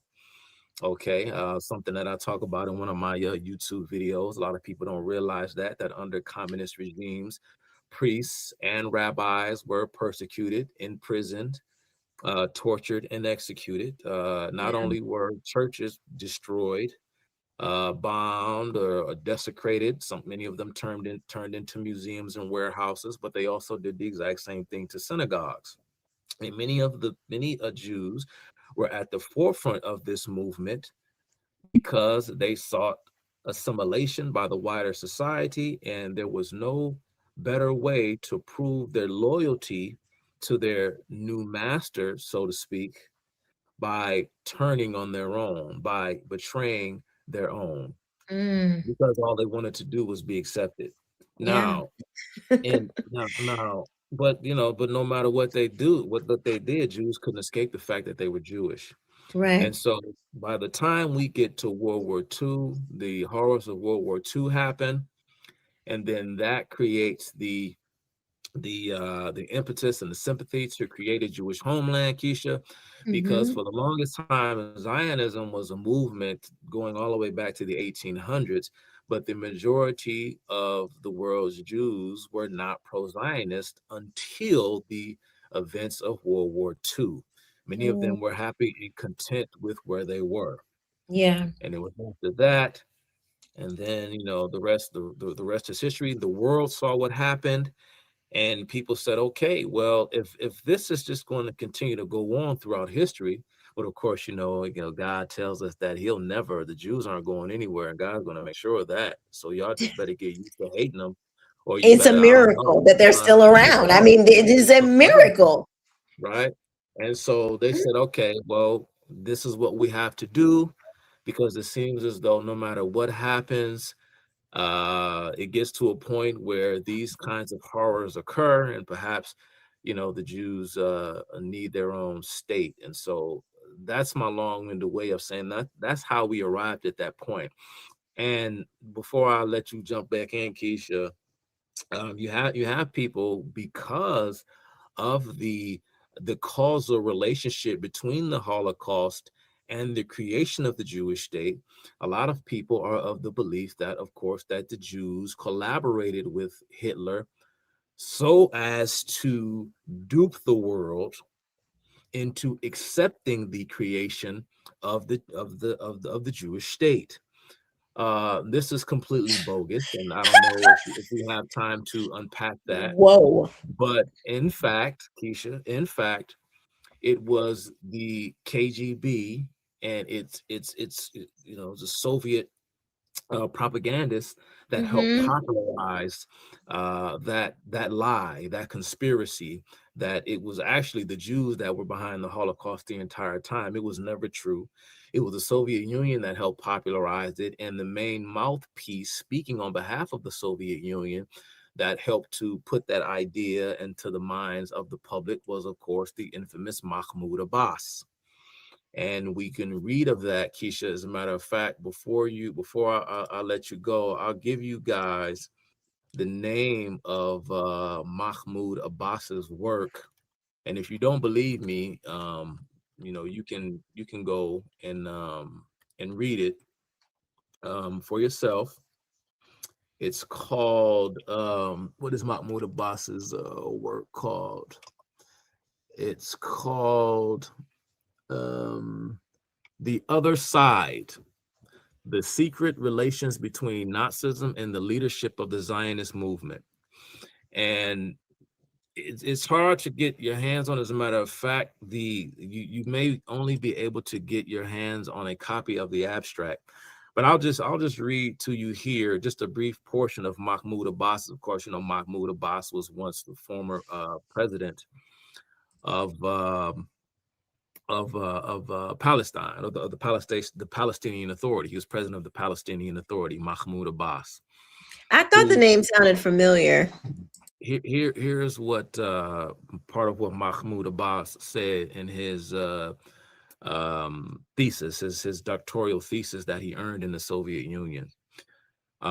It says that with the deepening of the crisis of capitalism, now listen to how he's talking, because remember, Keisha, at this time in the 20th century, the language of jihad is interspersed and intermingled with the language of Marxism, but it's still jihad, but they're saying it in a way that makes it sound different. At the time, what this was commonly referred to as was Pan-Arabism.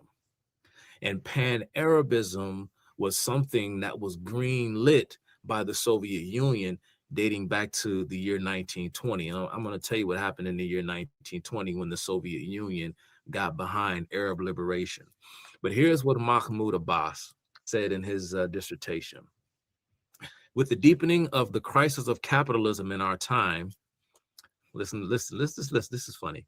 With the deepening of the crisis of capitalism in our time, the crisis of the ideology of Zionism and the inadequacy of its ideological concepts become increasingly obvious, right?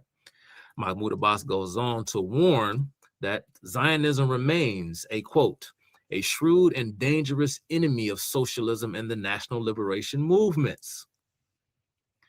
unmasking of the reactionary ideology and politics of Zionism constitutes a pressing task of all progressive anti-imperialist forces and is inextricably connected with the defense of peace, democracy, and social progress. All peoples must fight, he says, the hateful ideology and practice of racism, against racial and national discrimination, Zionism, and anti-Semitism, which are fomented by capitalist reactionary forces. President of the PLO, Mahmoud Abbas, saying that Zionism is, well, you just heard it. And of course, Zionism was created by the same evil, dark Jewish forces that were behind the Holocaust of the Jews. So I am speechless for once in my life. That is, y'all, Chuck does this to me all the freaking time.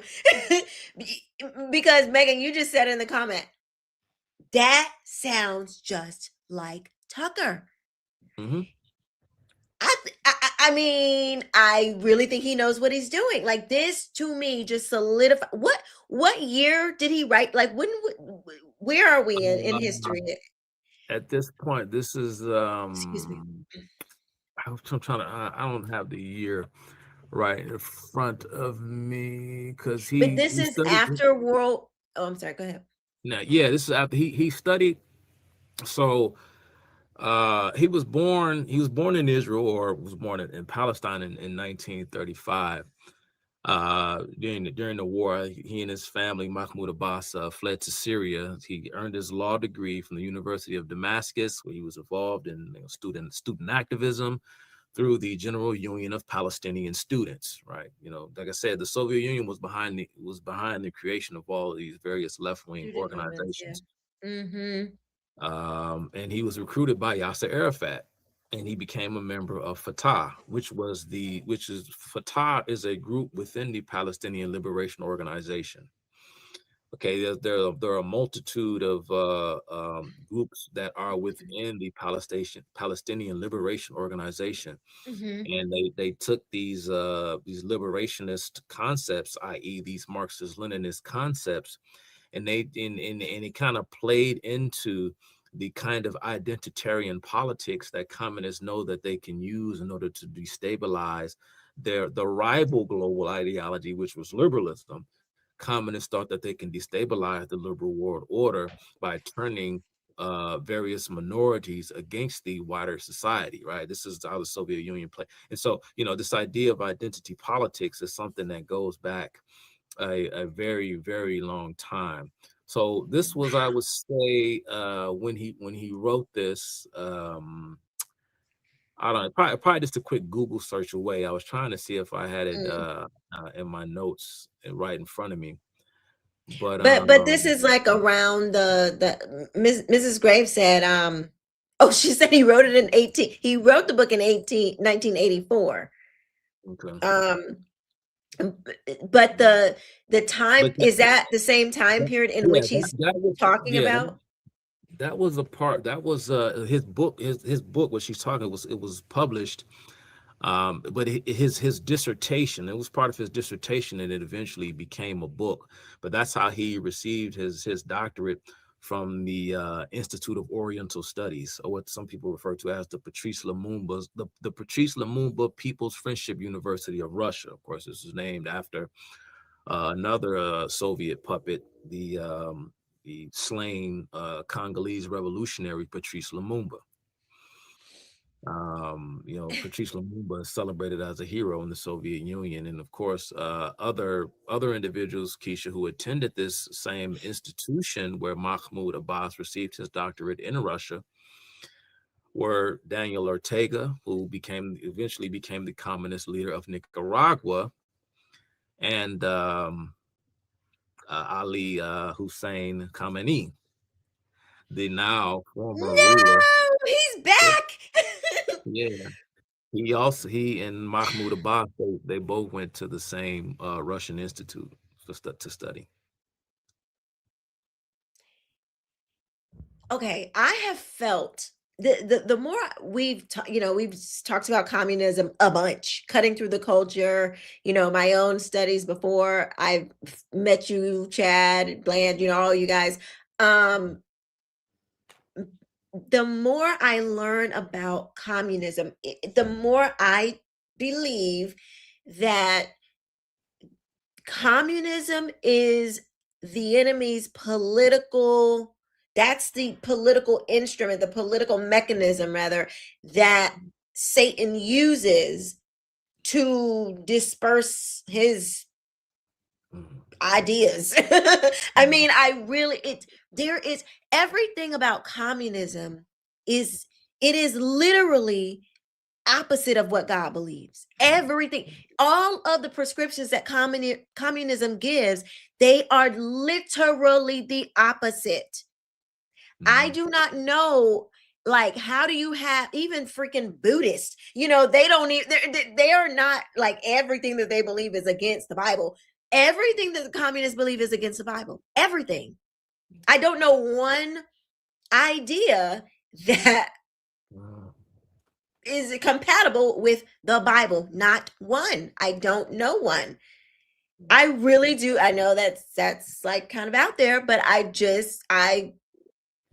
you can't be that bad like with that is the enemy. Steal, kill, and destroy. That is their MO.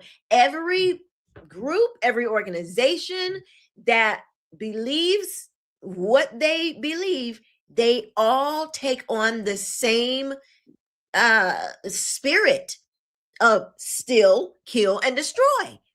That's what they do. I mean, Yeah, Keith, and I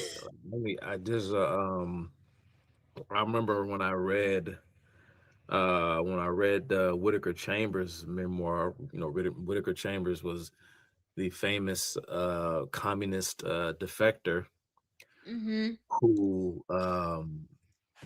he went public, went to the FBI about the information he knew about communist infiltration into the State Department. And of course, that led to a showdown between he and one of his former comrades, Alger Hiss, and it turned into this whole episode in the late 1940s, and it was one of the key events that helped to propel Richard Nixon into the public imagination as this lowly congressman from California, which is part of the reason why the left, because the left always hated Richard Nixon, because the left wanted to destroy Whitaker Chambers. And at the time, Richard Nixon seemed to be the only ally that Whitaker Chambers had, because Richard Nixon was the only person who believed him. This is going back to the late 1940s. But you can read, and of course, Whitaker Chambers turned his back on communism, and he left the Communist Party because he said he could not deny the fact. Interestingly, because it fits right in with the topic. He said he could no longer deny the fact that there was a God, and he said that he said the thing that really just hit him like a ton of bricks. It's an odd story, and he details it in his autobiography. Witness. It's one of the landmarks. It's one of the greatest pieces of literature of the 20th century. I advise anyone who's interested in knowing the history of communism and the mindset to go and read Whitaker Chambers' autobiography. It's a tough. It's a good read. It's a long book, but it's a good read. It's a tough read, but it's a good read. And he said that one day he said that he was with his children, and because he had a wife and children, like a lot of these communists do. It's weird. They don't believe in family, but a lot of them are married. They have children. I know, it is strange. And oftentimes their spouses are also fellow revolutionaries, if not indifferent. And he said that he looked over at his daughter, and perhaps he was already kind of on the fence at that time. And he said that he looked at her ear. He said he glanced at her ear, Mhm. And he said that, I mean, I don't know what it was about that particular part of the human anatomy, but something just dawned on him. And he said that that's not an accident. Nature didn't make that. And it's just weird. And he said that the complexity of it and the way that, and the uniqueness of it. And he just said that, there has to be Mm. intelligent design. It can't be by accident that we as human, why are we made like this? Why are we built? And he just had this epiphany when he looked at his daughter's ear. Yeah. Fascinating story. But anyway, so Whittaker Chamber, he walks through from when he was a kid, and the suicide when his brother killed him, so his brother committed suicide. And I mean, there's just a lot of things that happened in his life, and he talks about what drove him into the arms of the Communist Party. And he is a moment in there where he's talking about what was going on, because he was a communist for well over somewhere around 10 years or so, give or take, throughout the 1930s, and I guess into the 40s. I don't remember the exact time frame, but during this time, of course, Israel was not a state yet, but Mhm. the issue was still an issue. It was, but yeah. So here's what Whittaker Chambers said at the time, when he wrote his book. This is what he's experiencing at the time. And mind you, his book was originally published in 1952. But here's what Whittaker Chambers said in his memoir, a man whose communist bona fides cannot be questioned. Okay, because he was in deep. He said that Arab outrages were occurring in Palestine. The Communist International chose that moment to call for the formation of a Soviet Arabistan and to attack the Zionists. This is going back to the 1930s. This is Whittaker Chambers' memoir. Now, Keisha, I don't know if you're familiar with this particular event. You may want to look So I'm sorry. This is from the 1930s. 1930, because he's in the party at this point. So what I read there was he was discussing because Whittaker Chambers was a Soviet, he was a part of the Soviet underground apparatus here in the United States, okay? And so he was connected with all kinds of high-ranking people within the Soviet espionage network in the United States. So when he's telling his story, he's talking about from year to year the things that were going on, what he was doing as a communist, how he was playing his part in being a good soldier, being a good comrade. And he was saying by the time the Palestinian conflict started occurring, there was talks within the ranks of the Communist International. What do we do about this? And the Communist International said that this is how we're going to further our interests. We're going to back the Arabs, and we're going to create a Soviet Arabistan. This became Pan-Arabism, and we're going to begin to attack the Zionists. This is what the communists were saying back in the 1930s. Now, this is blowing my mind because this is before 1948, the Zionists. They hadn't done anything to anyone. They wasn't even a state yet. This is so crazy. It's oh my God. Like, what is happening? Because there's another clip that I want to show. And it's getting I can't believe it's almost 10 o'clock, but go ahead. Before you play this clip, can you I'm getting in the habit of having you pull stuff up. Oh no, go ahead. Can you pull up something called the Baku Conference? It's spelled BAKU. BAKU Conference 1920. Tell me what you can find about that. 1920? Yep. Congress of the Peoples of the East? Yep. This is just the wiki. Oh, well, okay. So there's the Wikipedia first, and then there's the Marxist Internet Archive. Which one would you like? I'll let you pick. We'll go with the Marxist Internet Archive. Let's go with that one here. Let me share my screen.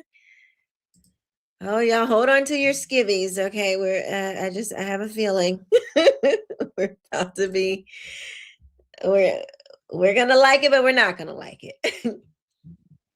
All right.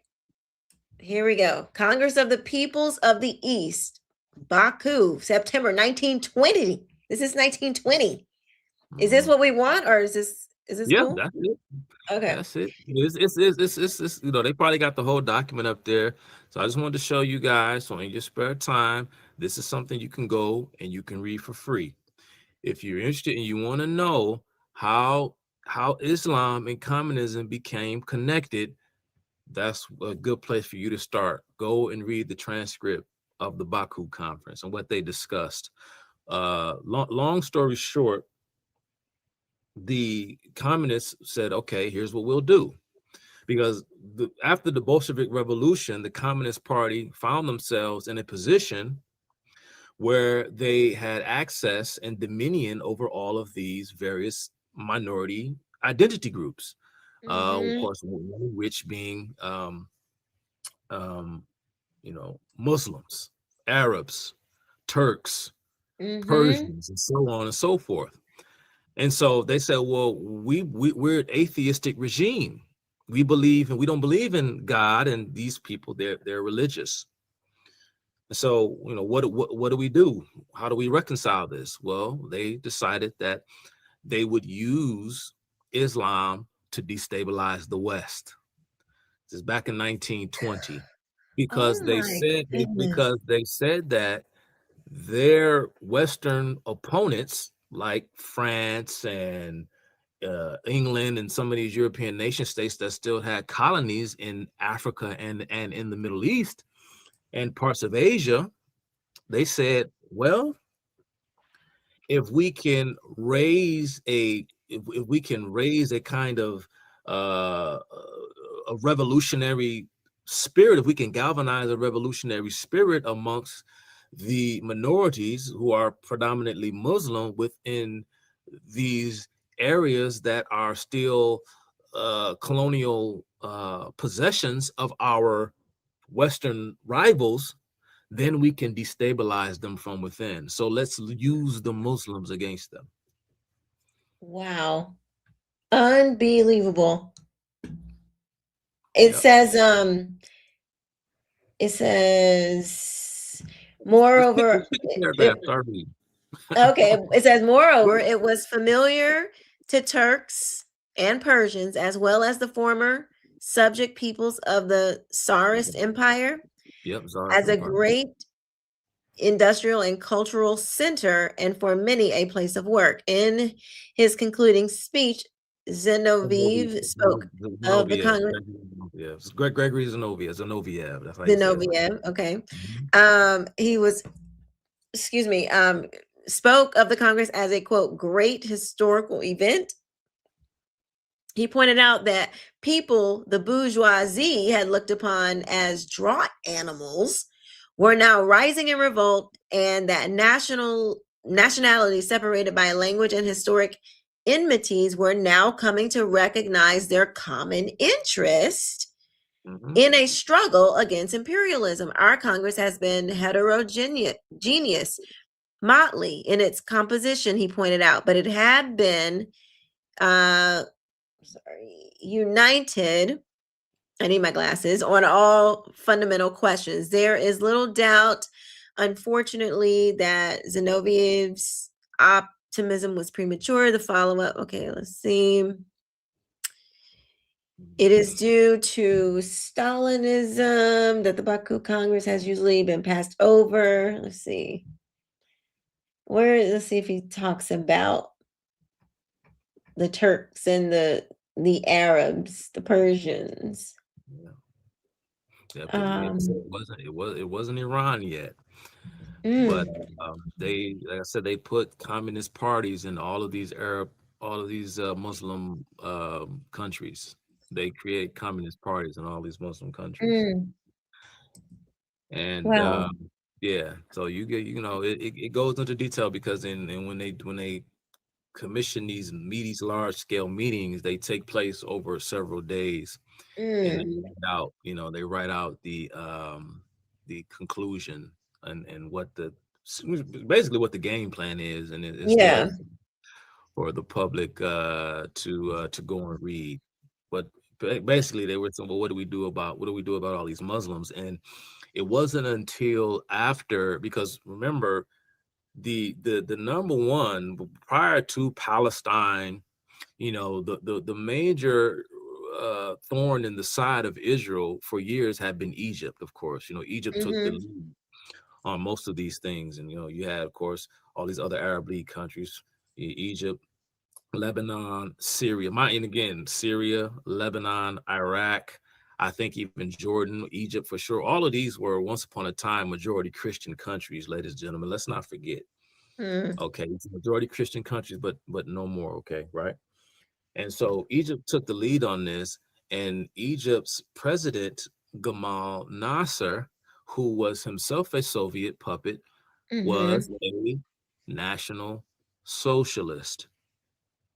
Egypt became a socialist country under the leadership of Gamal Nasser, which, of course, everyone's probably familiar, if you know a bit of history about that particular conflict between Egypt and the Israelis. You're probably familiar with Gamal Nasser and his nationalization of the Suez Canal, which led to the Suez Crisis, which was another conflict between Israel and Egypt, because Egypt was sent in to free up the Suez Canal, because Egypt, again, was causing all sorts of mayhem. Egypt became the centerpiece of Muslim identity. It became the centerpiece, right? But the problem was, for many Muslims the world over, it was because Egypt's regime, Keisha, listen to me carefully, Egypt regime was seen as a regime that was far too secular. Yes, they kind of viewed them as the brothers in a sense, but they kind of rejected these secular notions of socialism and this and that and the third. Because one of the things that Gamal Nasser did under his rulership, because he didn't want to compete with Islamic fundamentalists, so he outlawed and criminalized the Muslim Brotherhood. Because remember, the Muslim Brotherhood, founded by Hassan al-Banna, right? A lot of these factions were outlawed in Egypt, same way in which these factions were outlawed in countries like Jordan and in Lebanon. You can go and look up the war between the Palestinian Liberation Organization and Jordan. But the Palestinian Liberation Organization is regarded as sort of like a secular, if you will, kind of an institution, because as I mentioned, their whole outlook is predicated upon these Marxist-Leninist principles and ideas. Right. Well, after Egypt, Keisha, after Egypt lost the 6-Day War to Israel, Saudi Arabia had a plan. They was like, okay, because at this point in time, Gamal Nasser had finally been disgraced, because he had been given chance after chance after chance to defeat Israel, and he just couldn't do it. Because Gamal Nasser, he was the Herculean hero that was going to destroy Israel and destroy the Jews, and he couldn't do it. So Saudi Arabia said, all right, man, listen, bro, you screwing up, bro. Enough is enough. So by that time, Egypt was on a decline, because they had got his ass kicked by Israel again. And at this time, the Soviet Union under, I think, Brezhnev, by this time, he's like, all right, I'm through. We're no longer hitching our wagon to the Egyptians, because they can't get the job done. Yeah. So Egypt was in a bit of a funk, and so they reached out to Saudi Arabia, and they made an agreement. What was it called? It was called the I think they had did they have a name for it? But anyway, they were rivals of one another, the Egyptians and the Saudis. At this time, Saudi Arabia king was a man named King Faisal, right? He was the king of Saudi Arabia at this time. And he said, okay, we'll lend you money, financial support, aid, etc., but you have to free up the Muslim Brotherhood, relinquish, free the political prisoners, and send them to me, we'll give the Muslim Brotherhood free reign in Saudi Arabia, and in exchange, will help prevent your nation from completely collapsing. And so at this point, the emphasis shifts, and now all of a sudden, the Saudis become the big dog, and now Egypt has to take a back seat. Mind you, at this time, there is no Iran. And so now the Muslim Brotherhood is starting to rise up again, and they began challenging the secular Islamic regimes, and you know, to hate to sound kind of like a paradox, but again, a lot of these Arab regimes were, again, because they had the backing of the Soviet Union, their whole rhetoric was steeped in Marxist lingo.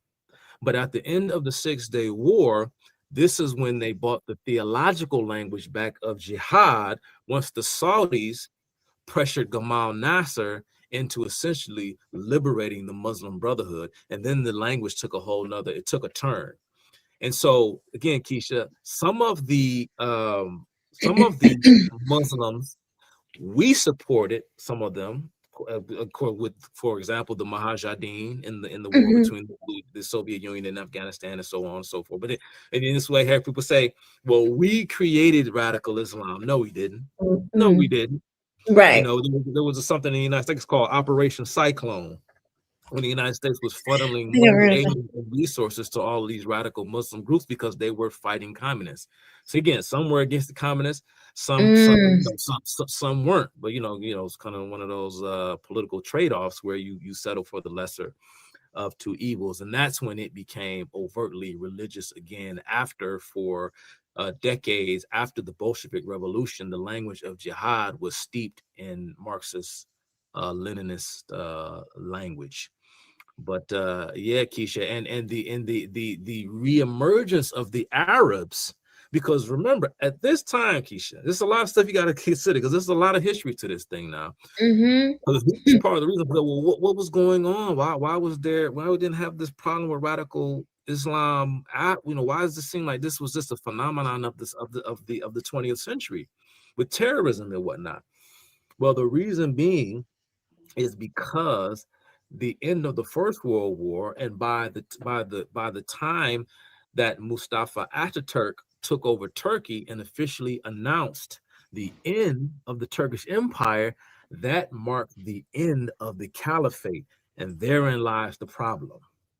Because for the longest time, that's what Islam, and this is what defines the kind of the totalitarian ambitions of Sunni Islam in particular, because Sunni Islam is a theology that believes in globalism through its caliphate.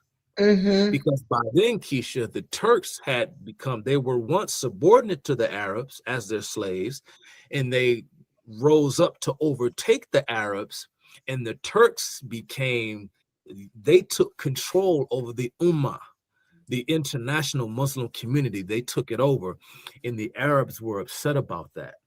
Keisha, I'm gonna give you. I'm sorry. I know you want to jump in, but people don't know the history again, and I think it's important that you know this. Keisha, do me a favor. Okay. I know you got to get out of here soon. Type this name, man. I want to show it to your audience, because I want us to learn, man. I want us to. There's a lot of people on the internet that don't know a dang thing, but they're always talking. Yeah. Listen to spell this, or I'm gonna spell this and type it up for me, and I want you to pull this person up. Okay.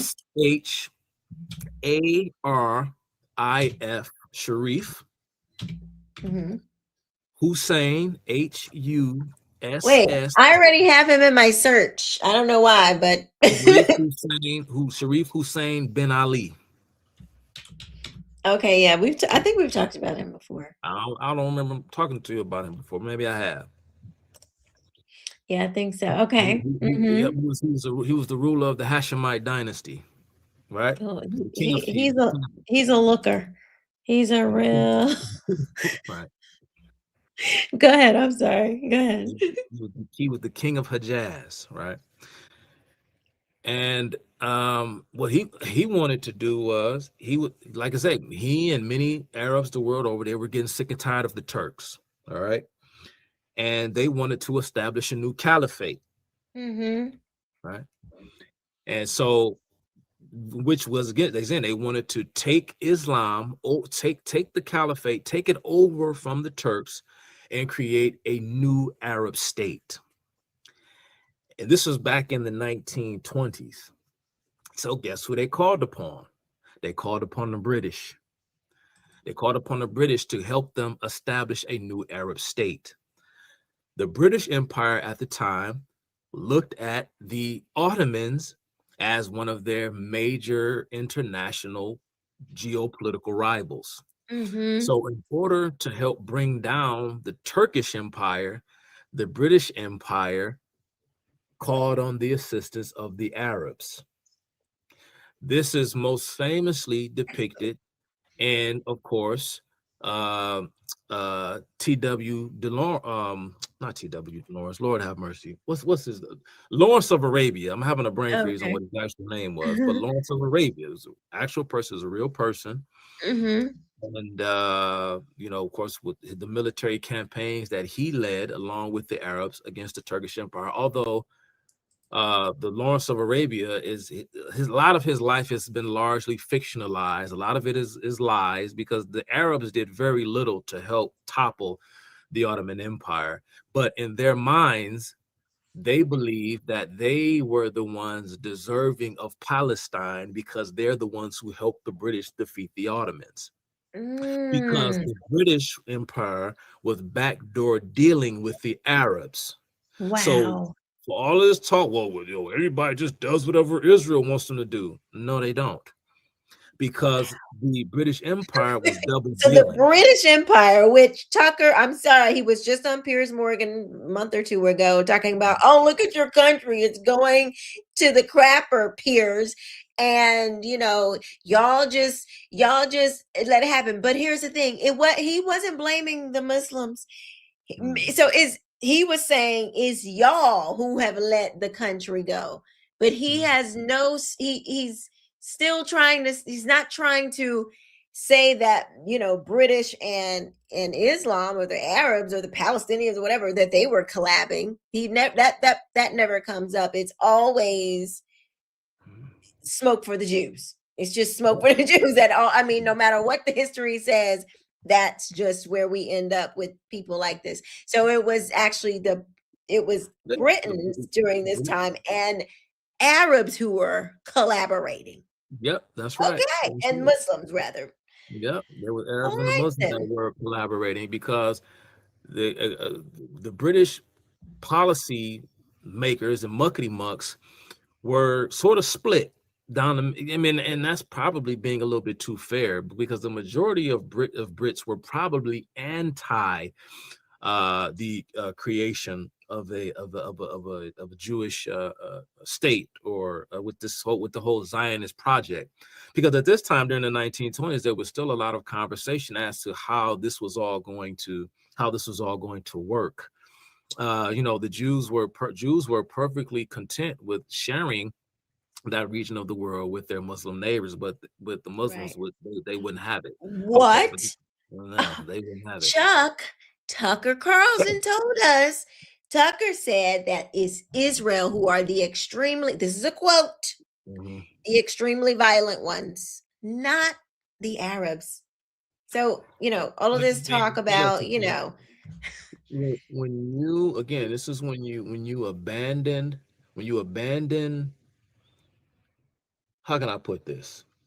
And this is what's so important, and I think this is almost divine providence. This is why when people want to wonder why the Jews are so important, and just not just to the salvation of man, but just how it informs you on who you are, and who others are.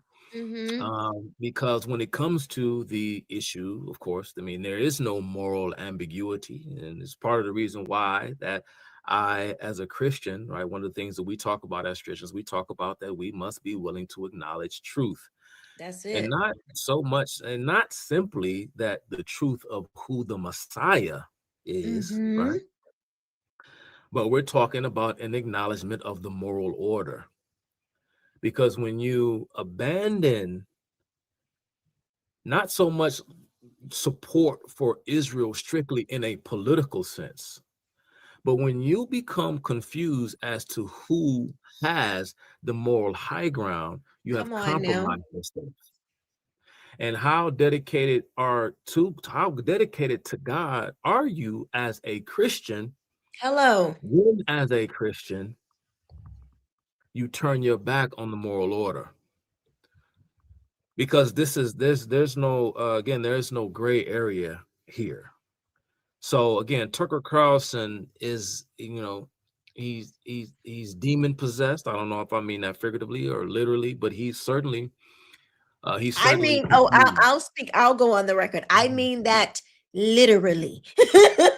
Literally, okay? I mean that biblically, literally. That's how I mean that. I was thinking of T.E. Lawrence. I was getting him mixed up with the man named L.W. DeLawrence. Oh, got L.W. you. Lawrence is a different guy. T.E. Lawrence is, of course, Thomas Edward Lawrence, the famous Lawrence of Arabia. But yeah, Keisha, they were trying to help the Arabs establish an Arab state because they thought that the Arabs it would be easier to deal with them than to deal with the Turks. And so once the caliphate fell, that's when you kind of saw the rise of Pan-Arabism and then Islamic liberation by the end of the 6-Day War.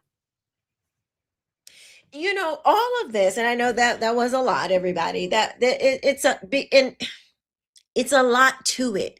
And so I think a couple things. I think when we hear people like Tucker, Candace, like all of the big loud voices, just by tonight, this is just a smidgen of all of the things that have gone on between, the Jews and the Arabs and Persia. And I mean, there is a lot of history here. So when people try to kind of just sum it up really quick for you and like, oh, these are the bad guys, with no evidence, none whatsoever, that's a red flag, because it clearly is. They like to pretend that Israel just came on the scene in 1948. As Chris, this is why it bothers me so bad, because these are Christians who are saying this predominantly. It is the Christians who claim to worship the same God. They won't acknowledge this, but they're claiming the same God from the Old Testament. They want to act like they want to get rid of the Old Testament. So basically, we're just going to skip past in the beginning, God created heaven and earth, and just go right to Jesus and somehow remove him from being a Jew. It is crazy. It is, you have to be able to discern the truth. And if it's confusing to you, the Bible tells us what to do. He tells us, submit your thoughts to the word of God. One of the miracles that we have living in the earth is that we have a God who speaks back. He talks back and he wants to. He enjoys it. I have not been this close to the Father, Son, and Holy Spirit. Even when I first became a Christian, I am in God has elevated my experience with him. I still am amazed at the God of the universe, the King of the universe, who created me and knows all of my foolishness, all of my wickedness, wrongness, all the things, and loves me anyway and wants to be in communication with me. It blows my mind because I know I'm not worthy. I know I don't. Well, I mean, through Christ, I am worthy. Thank God. Thank God. And thank God for the Jews, because here is why. Because they were the ones that God created the people that he created, for Christ to come through. I don't even understand how a Christian could fix their mouth to talk about Israel or the Jews in such disgusting, it is disgusting. And then, and out the same mouth, you want to claim Christ is king. How dare you? How dare you fix your lips to try? It is demonic. That there is no other word for it. It is demonic. I'm on the record saying it. I don't care who. If you claim to be a Christian and there is no conviction in you when you start saying these things towards, first of all, towards anybody, particularly towards God's chosen people. Yes, they are God's chosen people. And you know what? I was thinking yesterday, maybe even this morning, this whole thing about I've heard somebody recently say God, the chosen people, God's chosen people choose God. Since when? When? Show me in the Bible where any group of people chose God. You know, we just, Adam and Eve didn't even choose God. What are you talking about? The chosen people choose God. Who? Which ones? Right. Adam and Eve couldn't even get it right. But the chosen people choose God? No, they don't. Look at the Jews' history. And God, you know what? God doesn't even spare them the embarrassment. You got all your history is right before the entire world of how you rejected God. But you know what they never talk about? He never left them. Never. Not once. Because that's not who he is. That's not the kind of God that we serve. He had never, even when God is finished dueling out the punishments, the curses on Adam and Eve, the very next chapter, chapter 4, where he's talking to Cain and Abel, and he says, Cain, sin is right there at your door. He was still right there when your mama and your daddy had messed up all of humanity. Where was God? Where was Yahweh? Right there with his creation, still trying to help, still trying to guide you, still trying. And what did Cain do? He rejected God. He killed his brother. So miss me with this whole talk of you acting like you can boast because you found the bread, the true and living God. You found you have found the bread of life. But you don't want to share the bread with nobody else. You want to keep the bread from the Jews. You make me sick. You do. You make me sick. Yeah. Sorry, I know that was a rant, but I have to play this one clip because Tucker Carlson actually finally says the part out loud that we've all known that he's been waiting to say. He has now said that, Trump has turned his back on America, America first. I got to play this because I'm here. I'm here for it. Out there. I'm here for it. We're going to play this and then we'll give a quick commentary and then wrap it up. All right. Donald Trump has betrayed America first? I think that this war is something that he promised he wouldn't do, not once, but countless times. And until YouTube is banned, we'll be able to prove that. And the idea behind it is not only contrary to America first, it may be its inverse. There's no argument that changing the regime in Iran helps the United States. And if there is an argument, I'd love to hear it. And by the way, if that argument is sensible and convincing, I will support it. All I care about is the United States. But I haven't heard that argument a single time. All I've heard is the kind of tiresome fear-mongering about nuclear weapons, which Iran did not have. This is so demonic. But, oh my God, y'all. If you have family members, if you have anybody that believes this garbage, Donald Trump has been the most transparent president we have had probably ever, besides maybe George Washington or something like that. I'm saying certainly in our lifetimes. Donald Trump literally tells you exactly what he's thinking, even when you like, okay, Donald, you really didn't have to say all that about Robert Mueller or whatever. But when has he ever not told us as much as he possibly could in a situation? And the fact that he would get on TV with a journalist and say this when everybody knows that Trump has laid out the mission many times is first, it is very bold. It is that's a bold demon that's up in that man. It's bold, okay? He gets up there, he looks in the camera, and he will still lie to your face. Okay, it's almost done. It's insulting, actually, even to make that argument to me. No, you're insulting. That Iran's nuclear program posed such a threat to the United States 3 weeks ago that we had to launch a full-scale war against them. No one's even arguing that because it's stupid and the facts don't support it. So why did we do this when we did it? Because Israel wanted to do it. They chose the timing here. No one disputes that. And timing in war, as in life, is a lot of it, and it determines outcome. And they hadn't thought through what was going to happen next. The Israelis hadn't, and we hadn't, because we didn't have time to. So, it sounds to me like you think he has betrayed it. This war is clearly contrary to what he promised and contrary to the idea that your leaders should put your interests before those of foreigners, period. We put Israel's interests before ours. Trump did that. Bibi's wasn't elected president of my country. My president was. I supported him, obviously, voted for him.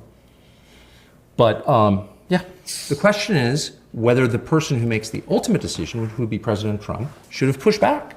That's it. Of course, Trump should have pushed back. As previous presidents have done. To some extent, some very limited extent. George W. Bush didn't push back. We wound up in the Iraq War, and now everyone pretends, oh, had nothing to do with Israel. I was there. I was talking to Bush. That's not true. That's a lie. And that's why it's so important, from my perspective, to say out loud what is true before history is rewritten and disappears. And it's lying, and it gets us here. Because we say, oh, no, lobbying efforts had no effect. Really? We say that about our pharmaceutical policy? No. Everybody understands that every policy a large government makes, including ours, is influenced by various stakeholders who were affected by that policy. But this is the one area we have to be like, no, it had nothing to do with the fact that his biggest donors were pushing him to do this, or the Bibi visited 7 times in 1 year. Are you joking? I'm not going to play along with the lies anymore. I don't hate Jews. I don't hate Israel. Liar. I love my country. This has happened yet again. I can give you a whole list of previous times where it's happened.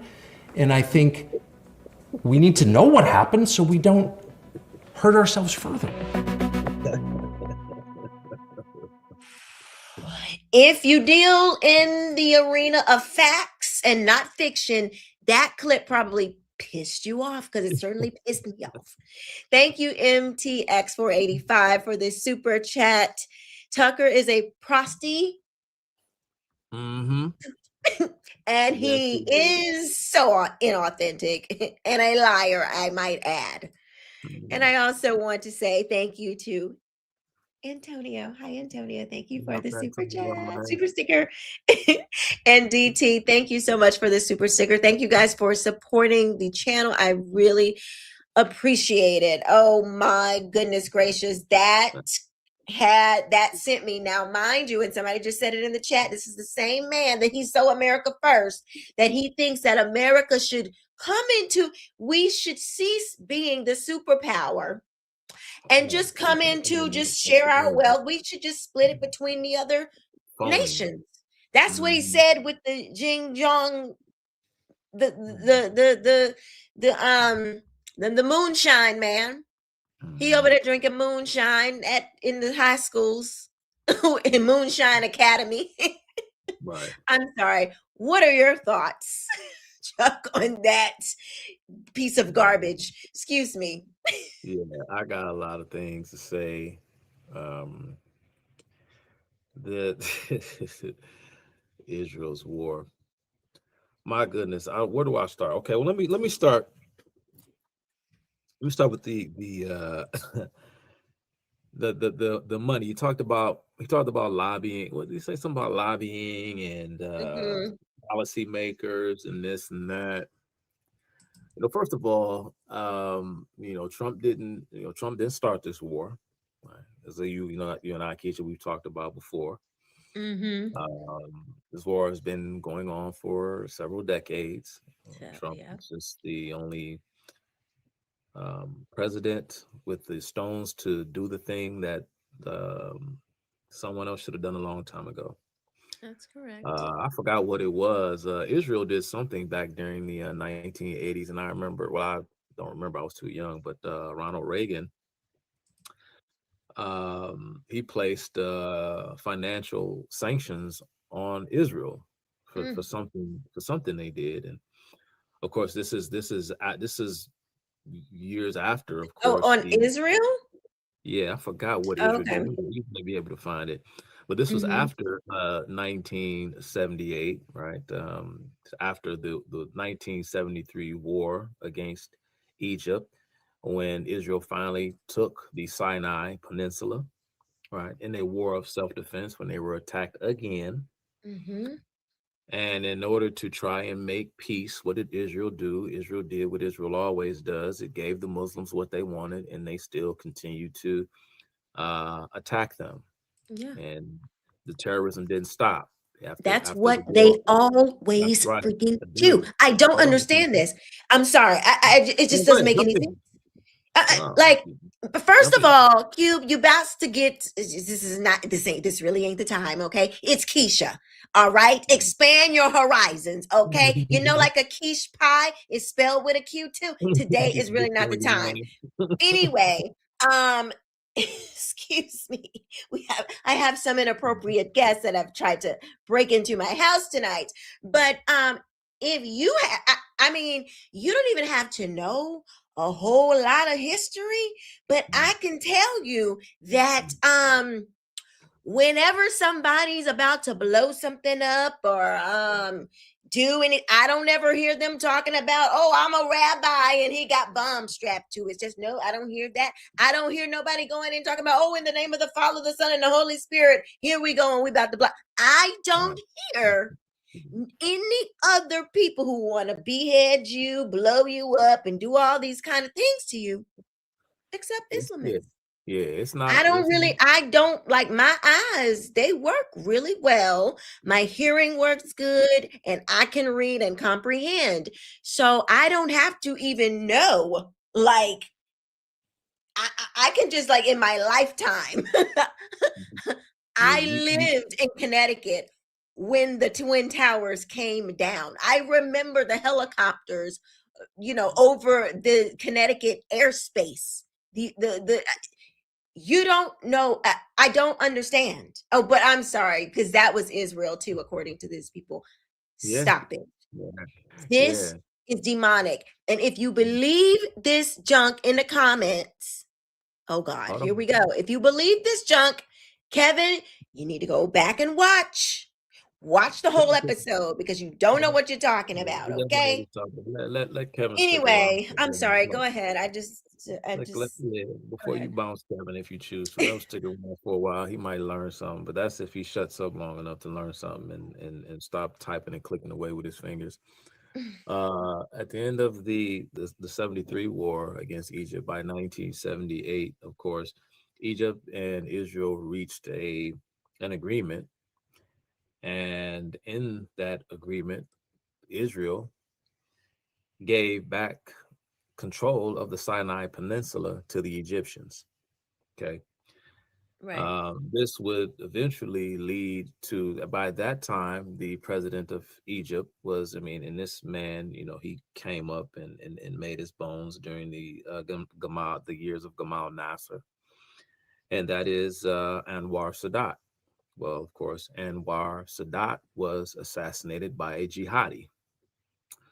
Why? Because, Anwar Sadat agreed to some kind of quote unquote peace arrangement with the Israelis, which was in strict violation of something called the Khartoum Resolution. The Khartoum Resolution. I won't read it out. A bunch of Muslim leaders got together in Sudan, Khartoum, Sudan. And what they came away with was something called the Khartoum Resolution. And the Khartoum Resolution is also referred to as the 3 No's. You all can look up the Khartoum resolution when you get a chance, but Anwar Sadat decided that he wanted to negotiate a peace deal of some sort with the Israelis. And because he violated the resolution, he was assassinated by a jihad. I think it was 3 or 4 conspirators that participated in the plot to assassinate Anwar Sadat, which they successfully did, I think, in 1981. Side note, Keisha, go back to what you said. Yes, there are Jews. There's some bad Jewish actors who have done some things, but they are dealt with severely by whatever country that they find themselves in. Israel, especially, they don't take too kindly to Jews who do immoral and illegal things according to the secular law system in the form of representative government that they practice there, because of course Israel is an outpost of Western civilization surrounded by Islamic theocracies. Okay, but these people are dealt with, and it's not a systematic issue within Judaism, and it sure as hell isn't a part of the Torah or the Tanakh. It's not a part of Hebrew theology, which is what we'll get to. But Keisha, there was that in 78.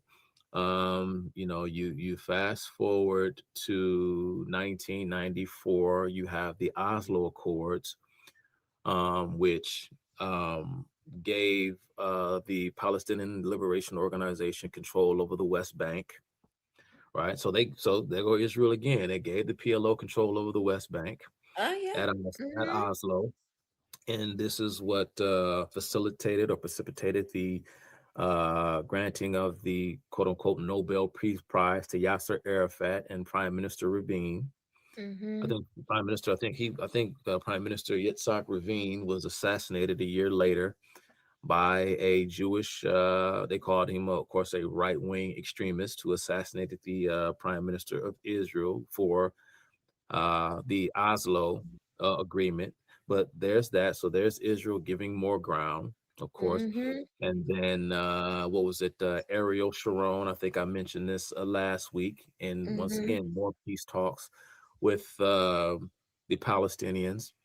Ariel Sharon went to give a speech at Temple Mount, right, the place where this became one of the holiest sites in Islam as a result of a schism between rival Muslim factions. One was in Medina and Mecca, and one was in Jerusalem. I can name the person, the leader of the Jerusalem faction, because by then they had taken control of Jerusalem from the Christians, and there was an internecine conflict between Muslims.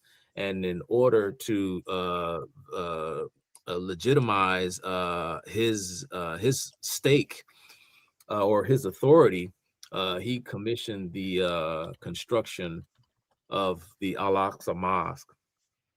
His name was Ibn al-Malik ibn Marwan. So this is how Jerusalem became a major component of Islamic theology. It was written into the record in reverse, because Jerusalem was never a key component of Islamic theology. Right. Muhammad tried to make Jerusalem a fixture of it, because once again, he was trying to usurp Jewish theology. He was trying to borrow it in a sense. And the reason why he switched it and made, of course, the holiest site be Mecca was because it was something that the peoples of Arabia would already recognize. They didn't know anything about Jerusalem. They didn't know what the heck he was talking about, so it didn't catch on. So anyway, when Ariel Sharon steps foot at the Temple Mount, this is what sets off the second Intifada.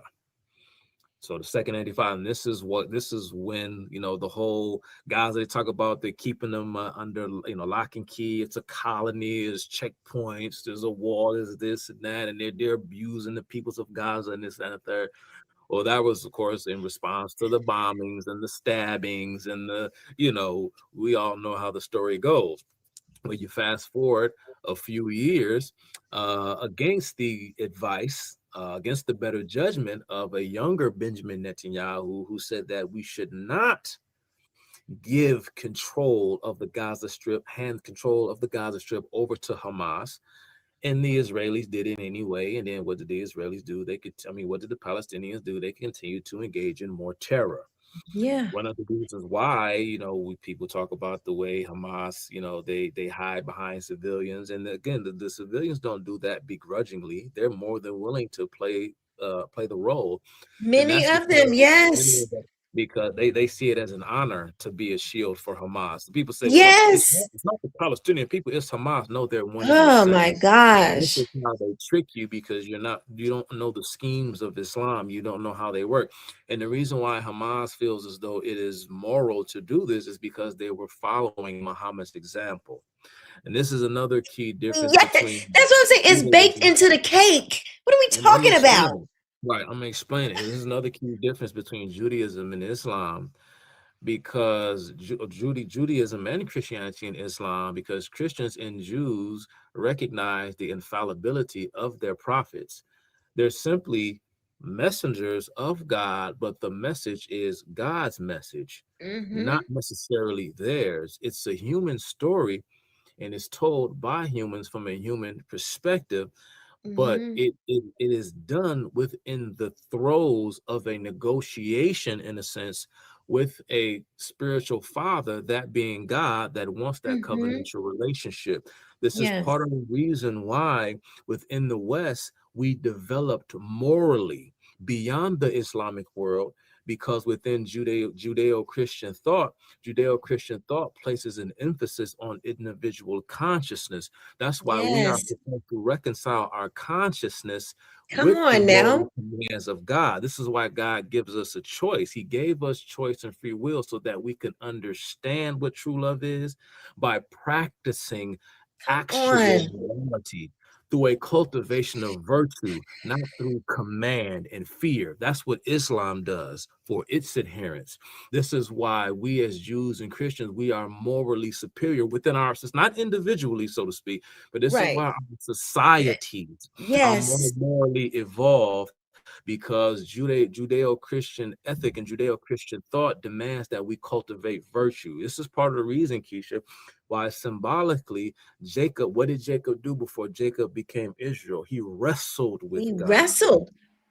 That is, that for people, see, a Muslim, that you can't understand that. You can't understand, because Allah is so far away from you. He don't talk to you. He's sending you he's guaranteeing you hell. He guarantees you hell. Our God says, believe in me, and I guarantee you life everlasting, heaven. Right. You believe in Islam, you're guaranteed hell. You get no guarantee. There's no security. It's so much more than that, though. The only legitimate, I forgot, I saw an author who worded it this way. I wish I could remember his name. I would cite him. I don't want to take credit, but he described it like this as far as Muhammad is concerned, because of course in the Islamic tradition they consider Muhammad to be the perfect example, as they call it, right? And so that's the only legitimate Islamic hermeneutic, is the example of Muhammad. So how do you know what Allah wants you to do and how Allah wants you to live? You do what Muhammad did. And so what did Muhammad did? Muhammad feared assassination from his Meccan rivals. He thought that they were coming to kill him, according to the Sunnah, not the Sunnah, the Hadith, or Sunnah Hadith. Sometimes those words are used interchangeably, but technically they mean two different things. But I don't know the whole etymological differences on how they explained it between the word Sunni and Hadith. But nevertheless, the narrative is that Muhammad feared that he was going to be assassinated, and so therefore he asked his cousin Ali, who of course Shia Muslims believe was the rightful successor of Abu Bakr. He asked Ali to lie in his bed and pretend to be him, because he thought that his rivals were going to come kill him in his sleep. And so he made his cousin sleep in his place. And so this is why Muslims believe that it is not dishonorable to have someone else lie in your place to act as a shield so that you may escape and that your enemies kill them instead, because Muhammad is the perfect example. And so there's that. You got, Muslims who, I mean, of course, Yahya Sinwar, right? What the head commander of Hamas, the mastermind behind the September 7th attacks. Remember, he was in an Israeli prison. Yes. He was out of prison because he was in prison. He was serving, I think, multiple life sentences, if memory serves me correctly, because guess what now? What Yahya Sinwar did was, and what he was convicted of is that he was convicted of murder. And he murdered not Jews, but he was convicted by the Israeli court system for having murdered 2 Palestinians that he murdered because he believed that they were homosexual. So he killed them. He was tried and sentenced by an Israeli court, was given a life sentence, and was, of course, as we all know, as so much has been said about it, Israel swapped him out for a kidnapped IDF soldier by the name of Gilead Shalit. We all familiar with that story. And then Yahya Sinwar goes on to plan the October 7th attacks with the help of his main financiers, the Shiite clerics of Iran, of course, right? Okay. So all this stuff goes on. Not Iran. Iran's been fantastic. Israel sucks. Israel the bad guy. And I'm about to let you jump in, Keisha. Let me just cite the Quran real quick, so I'll give you guys so you know where this is coming from, because Tucker brought up lobbying. He said something about lobbying, and this is another example. I hate to borrow a term from the left, but this is more anti-Jewish dog whistling, if you will. You know, the left, they love that term, dog. Yeah. Putting out dog whistles, right? Because they're professionals, so they know when someone is being a racist, even if they don't perceive it that way. Okay, they know. Right, but this is what Tucker is doing, because of course, it plays into the whole stereotype about Jews, having wealth and money and so on and so forth, right? And so we always love to talk about how Israeli money is doing this and that, or AIPAC, right? AIPAC has an inordinate amount of sway over American foreign policy, perhaps even American domestic policy. But nevertheless, Arabs, I don't know if people know this. I don't know if Tucker knows this. I don't know if, but all the major bankers, the Rothschilds and all those EV, I don't know if y'all know this, but Arabs got a lot of money. Okay. The petrodollar, Gulf money goes a long way. They got money, and they lobby too, and they do a whole lot of things for all the time. People love to talk about AIPAC, but they don't talk about NIAC. NIAC is an Iranian lobbying firm whose main base and office is situated in Washington, D.C. Of course. Well, Tucker knows about that, right? He knows. Saudi Arabia, there's something, Keisha, called, I'm going to tell you what it's called, because they act as like a parallel. They act as a parallel United Nations. I'm going to tell you the name of it, so you guys can look it up in your spare time. It's called the OIC. If you're not familiar with the OIC, that stands for the Organization of Islamic Cooperation. Oh, geez. They represent 57 majority Islamic states. And guess what they do at the UN? And of course, the UN filters its agenda items down to individual states, so on and so forth, right? Which is a huge, the motivating spirit behind this America First stuff, because we're tired of the international community overriding the will of the sovereign. I get all of that. But guess what? Guess what's happening? The Muslims are gaining control over the UN's agenda. And they use organizations like the OIC to push for they use it to push for the criminalization of quote unquote Islamophobia. They do this at the UN at the behest of 57 majority Islamic countries. Saudi Arabia has their own lobbying arm in other parts of the world, particularly Great Britain. So what they're trying to do is they're trying to slowly change your society from within through policy making, through mass immigration, through using the language of progressivism, of tolerance, and these kind of things and all that, and playing on our Western sensibilities. One of the reasons why we in the West, the this stupid idiot Candace Owens talking about some Judeo-Christian. Who's a Judeo-Christian? What does that even mean? No one's a Judeo-Christian. It's like, you dumb broad. It's not a person or a certain church or religion that's called the Judeo-Christian religion. This is why we talk about the Judeo-Christian creed or the Judeo-Christian ethic, because out of that theology or those spiritual systems came a certain philosophy. And what philosophy does, it gives clarity, in a sense, to theological thought. It's not so much a departure as much as it is a complement. Okay, these are two unique and consistent systems. And one of the reasons why free speech is such a sacrosanct value here in the West is because we believe so fervently in truth that we believe that the truth is not beyond criticism, that the truth can be challenged and it will not be phased, because we believe in the inherent rightness, the correctness of that capital T truth. This is one, and again, it's built into our thinking, our institutions, and our principles. This is why we believe in free speech. We believe in open debate. We believe in dissent, because we believe in the power of the truth. Islam. Wait. Before you move, now, where does that thinking come from, Chuck? Where does it come from? That's the Jews. That's the Bible. That's and God. Particularly the Old Testament. The Old Testament. That's it comes from the Old Testament. Yeah. So you don't have that in Islam, because in many of these Muslim majority countries, they have blasphemy laws and anything. You can't offend the prophet. You can't do this, you can't do that. And so they use but see, here's the thing.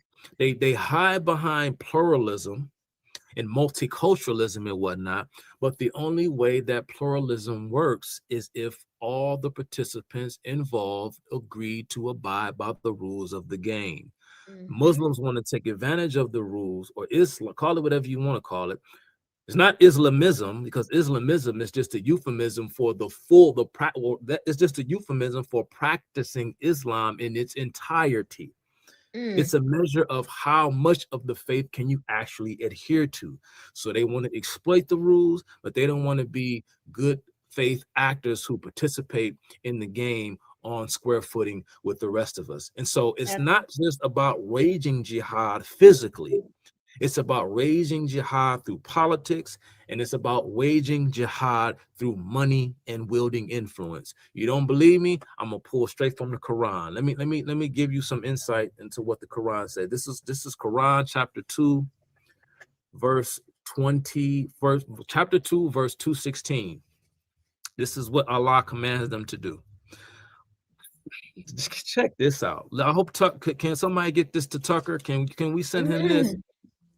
Chapter 2, verse what? Chapter 2, verse 216. It reads, "Fighting has been made obligatory upon you believers. Though you dislike it, perhaps you dislike something which is good for you, and like something which is bad for you. But Allah knows, and you do not know." So you got to do it. You're obliged to fight, is what the Quran says. I'll give you, let's see here. I want to make sure. Do you think you will? This is a few verses before. This is 2:14. Do you think you will be admitted into paradise without being tested like those before you? They're talking about war.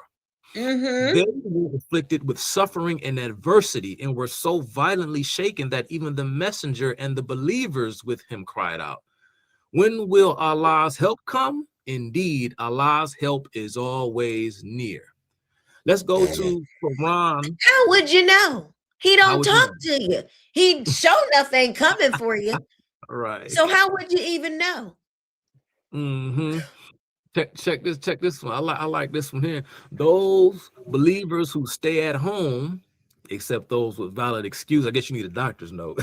But it says, Quran chapter 4, verse 95. Chapter 4, verse 95, the Quran reads, this is An-Nisa, Surah Al-Nisa. Those believers who stay at home, except those with valid excuses, are not equal to those who strive in the cause of Allah with their wealth and their lives. Allah has elevated in rank those who strive with wealth and their lives above those who stay behind with valid excuses. Allah has promised each a fine reward, but those who strive will receive a far better reward than others.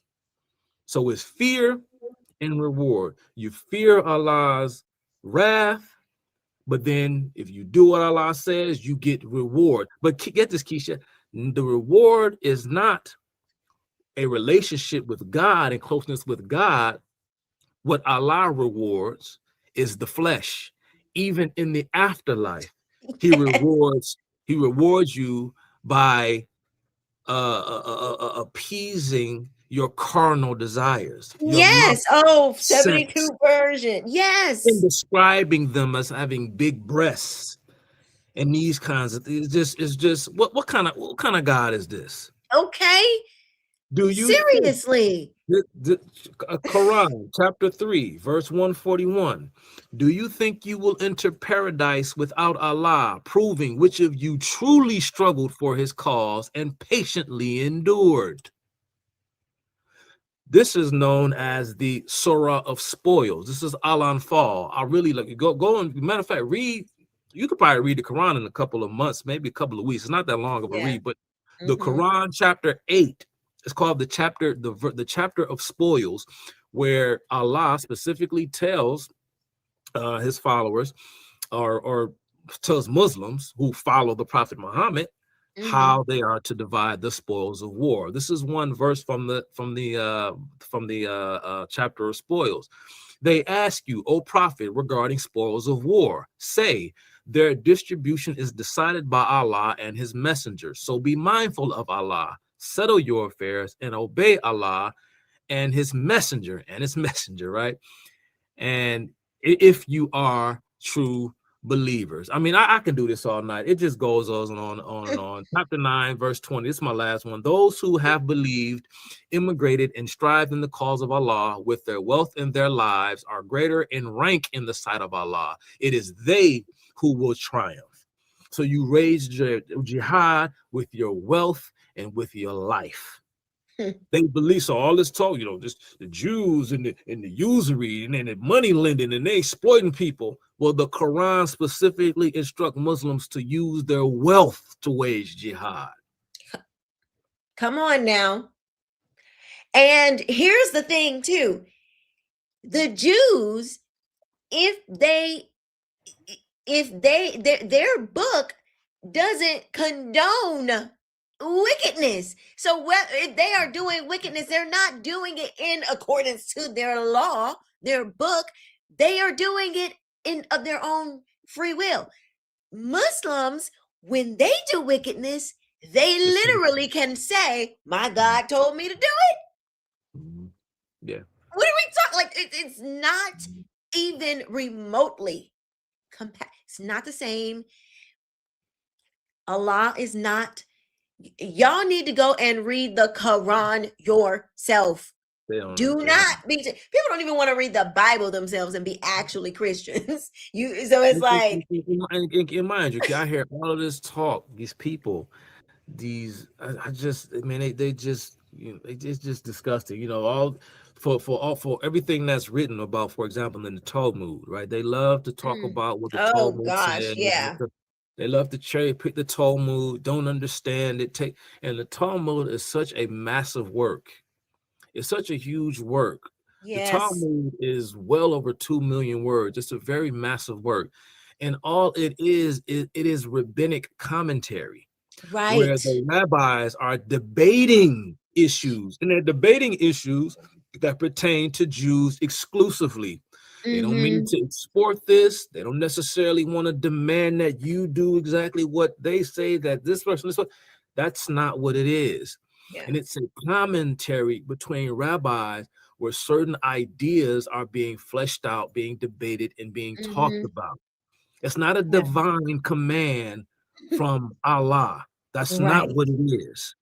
But people love to cherry pick the Talmud, and I've never really truly studied it. Don't know who its authors are. Don't have the Seriously. faintest idea. But they leapfrog the Quran again to go straight to Jews and their holy books. The reason being is because, like I said before, Keisha, and I'm going to repeat it here, and that people inherently know, at least I believe, inherently know that cowardice is no virtue. So they Right. want to assuage or massage their heroic impulse. So if they can convince themselves through whatever manner of moral or intellectual gymnastics that they are fighting the good fight, Mhm. they can just go on and on about Jews whilst uh, refusing to confront the obvious, because the obvious is too hard. So again, they choose the path of least resistance, because at least by calling out Jews, they can still convince themselves that they're doing something heroic. Mhm. But you It's can't the talk about left. Jews. It's a Yeah, virtue signal. yeah, yeah, It's a virtue signal. yeah. It's the horseshoe. It's what we saw this. We kind of started, we talked a little bit about it on Cutting Through the Culture. Not much. But I used to say that some of these bliggities were progressives in conservative clothes. We Yeah. saw, and some of them same ones around here saying, right along with Tucker, they've been, their minds have not been renewed. Okay, you're not dealing with people whose minds have been renewed. You are dealing with people who just, they're saying, Lord, Lord, didn't we prophesy in your name? Didn't we heal the sick? And he said, I never knew you. I don't know who you are. And then since we don't have a relationship, you can't live with me forever, because you know how we have borders, and you don't just allow anybody up in your space that you don't know, that you don't have a relationship with. We get that from God. That ain't you. You didn't make that up. We get that from him. So, you know, this whole thing, you have to be willful. You have either participated and ate at the table of lies and deceit, and that thing has taken root in you, and now you are blind, or you're willfully blind, and you just want a virtue signal, and you're just a little bit too much of a coward to actually confront and say what it and say what Islam is. I will tell you 10 toes that, look, if I can't say it right now in front of everybody, God says, if you deny me before men, I'll deny you before my Father. I will tell you right now, it is not real Islam. Allah is not the true and living God. Yahweh is the true and living God. He has a son. His name is Jesus. He's the true and living God. And the Holy Spirit gives us guidance and information in the earth. And he's the true and living God. One God in three persons. That's the true and living God. The Quran, And I will right. say that No. to whomever. Okay. Makes me know, never mind. Huh? Now, like I said, Keisha, they changed the nature of God because they attempt to turn God into a liar, into a deceiver. Because with the Quran tries, first of all, they try to excuse away Christ's divinity by saying that Mary was a virgin, and she didn't have sex. And when it comes to the entire crucifixion episode, of course, the Quran infamously teaches that Allah deceived Christians, deceived the people by making them believe that Christ was crucified when he was not. It was someone else. He put a fast one over on you. It wasn't Jesus. Jesus was not crucified. God just made it appear as though it happened. And in the last days, it says that Jesus, of course, is going to return and quote unquote break the cross and kill the pigs. So that's their thing. And so Keisha, you said something and it reminded me and said that's why people they want to go to the quote unquote hidden, because it's an ego trip for a lot of folk, because they can try and give off the impression to people who are dumb enough or gullible enough to listen to them that they have some sort of insight that the rest of us don't have. And so while it looks like Islam, I don't even want to say Islamic extremism because I don't necessarily want to qualify it, but they say, well, it appears as though that is a civilizational threat on the surface. But what you don't know is that the true threat lies elsewhere. And it is up to them to highlight, to illuminate this fact to you, because they are the only ones wise enough and intelligent enough to do it. And so it's an ego trip for a lot of these folk, which I believe is the rationale for so much of this moral confusion, because it is because what the presence of Islam does is, I've said this before as well, and I'll say it again. What Islam does, it betrays their liberal sensibilities. It is a betrayal of their liberal sensibilities. But the problem with liberalism is classical liberalism. It has become a student that has betrayed its master. What I mean is it kind of relegated worship of God. It relegated it to it was fact, and then it relegated it to mere opinion. Right?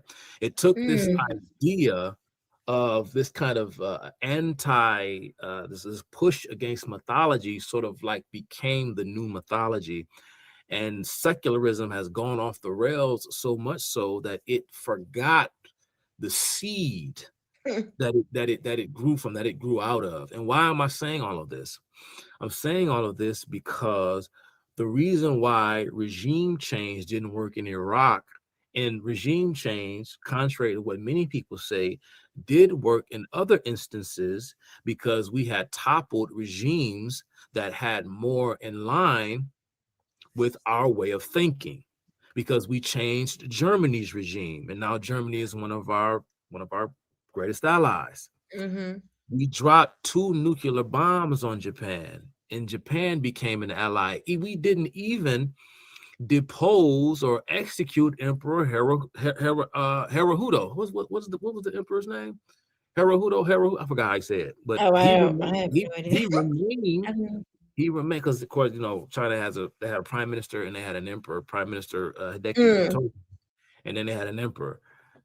He remained in power. China reformed itself, and now China is one of our biggest allies in Asia after having dropped 2 nuclear bombs upon them. Right? You look at what we did with the Korean War. Right? Not a full victory, but I guarantee the peoples of South Korea are certainly happy we intervened in that conflict, because many people did not want to go communist. Okay. Yeah. The left, we didn't lose the Vietnam War abroad, because the Vietnamese never won a single battle on the battlefield. We lost the ideological war at home. And it was for that reason that we lost Vietnam and Cambodia, was because of the ideological war we lost to the left at home. Ooh, you know what? I'm sorry.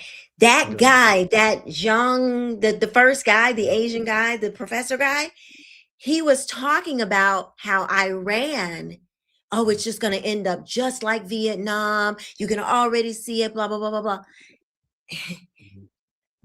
Maybe that's what they're trying to create. They're trying to create the internal American conflict so it does not work. And just again, so they can be right. Right. And it may or may not, it may not become, Persia may not become the great, the jewel of the Middle East like it once was. I mean, I think that title goes to Israel, Israel now. I think it's probably going to stay that way. But Iran is a massive, Yeah. country Oh, yeah. geographically.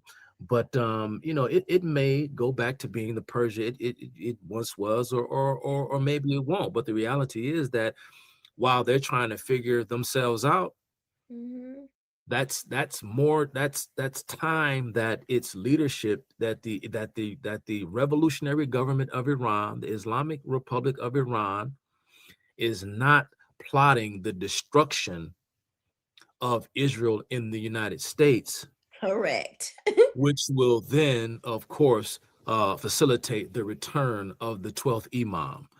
We don't have to worry about that as long as they're busy picking themselves up off the ground. So just kick them in the mouth, let them fall down, and when they get back up, we're gonna kick them again in a couple. And it just gonna go on and on and on and on and Right. on. Because again, the conflict is not geographical, it's not even political. It's a war of ideas. It all boils down to how we see the world, and how we see the world is predicated upon how we conceptualize the nature of our deity, how we conceptualize the nature of our God. And this is why, quote unquote, regime change did not work in Iraq, because we discounted the Islamic tradition of that region.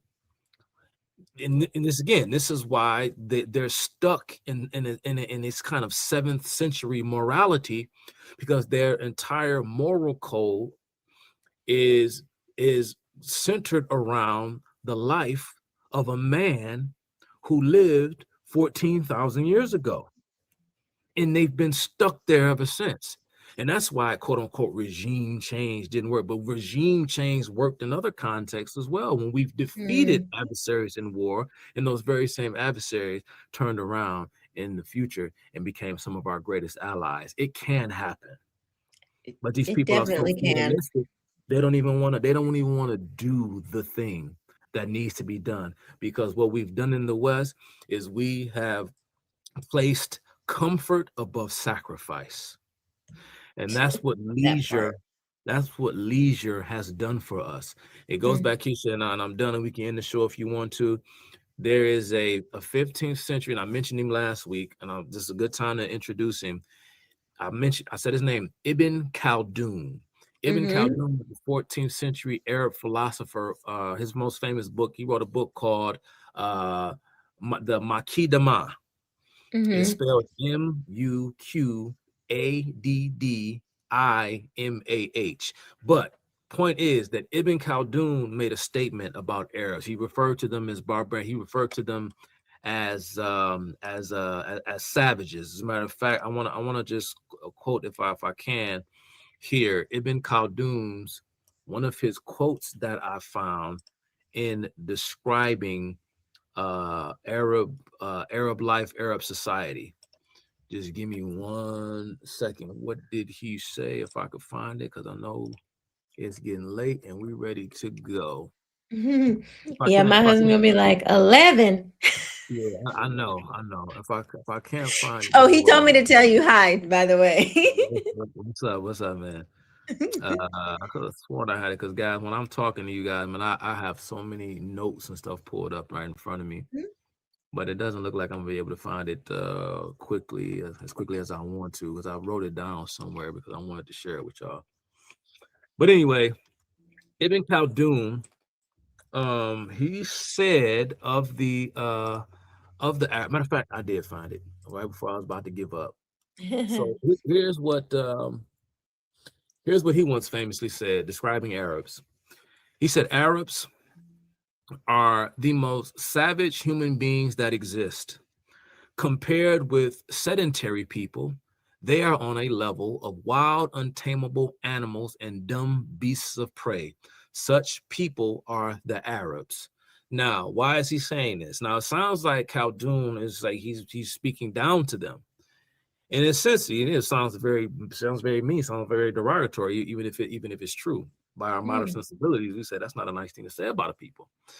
But the full context of Ibn Khaldun's statement He says that this is what makes these people ripe for conquering, and that's why they are such a formidable enemy to those who have fallen victim and fallen prey to luxury. This is what we've done in the West. We have Wait, so he exposed. said this before 1979. Yeah, he lived in the 1400s. He said Oh, the most wow. savage human being that exists compared with sedentary people. He said that they're more savage than you. They're more brutal than you. That's why they are going to win. They are on a level of wild, untamable animals and dumb beasts of prey. Such people are the Arabs. He said that luxury and a sedentary life has made the West, made Christian society weak. And if you all aren't careful, you're going to be consumed, because these are the people who are strong. These are the people who build empires. The savage, the tribe, the nomad, not the sedentary person. What is that quote? Like, weak men make hard times make strong men. Strong men make good times, something like that. I know what you're talking about. Yeah, but that's what that is. I mean, it's awful to say, but that is true, because you like you said, you do lose your sensibilities when you're not really in the world and you're not interacting with people. You lose, like, it's, especially men need that. You can't just be in the office, there's no conflict. Y'all have to keep your sword sharpened, you know what I mean? Like, I think men need that kind of thing. I don't know, I'm not a man, but that's when societies go bad, when the men they're too lax, like the Tuckers. They just want to sit behind desk and complain all day. You know what I mean? Like, you can't. Anyway, we got to end the show, but thank you so much, you guys. This was awesome. I mean, it was some tough content, some tough commentary, tough clips to get through, because it's just so disrespectful to our Christian faith, when we're dealing with, the likes of the Tuckers and stuff. But I am grateful. Excuse me. I am grateful for people like Chuck, who can come on and help us, get clarity and just really dig into these things, because it's hard to understand it in like a 15-minute video, or like a really, a short clip, or a 2-minute news segment. It's hard. So I really appreciate the longer conversations that we have now on Monday nights, because I couldn't do every day. I was trying to do like lives every day, just kicking my butt. But I do love you guys for watching and rocking with me. Thank you so much. Thank you for the super chats, everybody.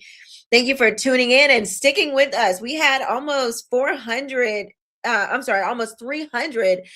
watchers tonight. So very, very nice. And I would love to go back and see the people that just came in and watch the whole time, or came in and maybe watched for a little bit and left. But we've had over 200 people watching consistently. So praise God for that. Thank you for letting me come on. I'm gonna cut you off, because I know you probably would have got the last word. I just want to say thank you for letting me come on. Absolutely.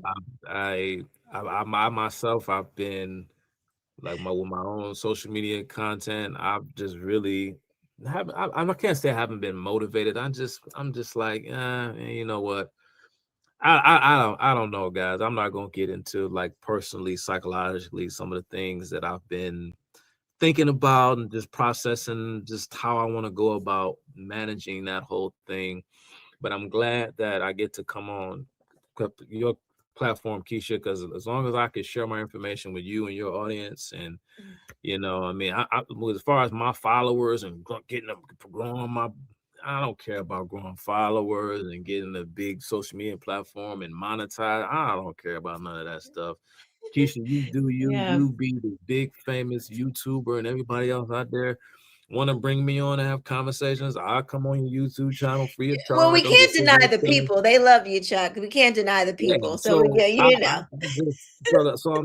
I'm just saying, so guys, I got some content on my YouTube channel, some long form talk, but I Yes, don't let me post, put I don't your post, link I don't post a again. lot of content because I don't really have Or the time. DT, if you can, is DT still? to- Yeah. Is he? If you can throw Chuck's link in there for me, please. And y'all go spam his chat with some gold hearts so he knows that y'all came from the Keisha King show, It's Monday okay. Night But Lights. this is it though. This is as long as I can come on here because I always have something to say. I just don't have time to say it. But as long as I come on here, I'm good to go.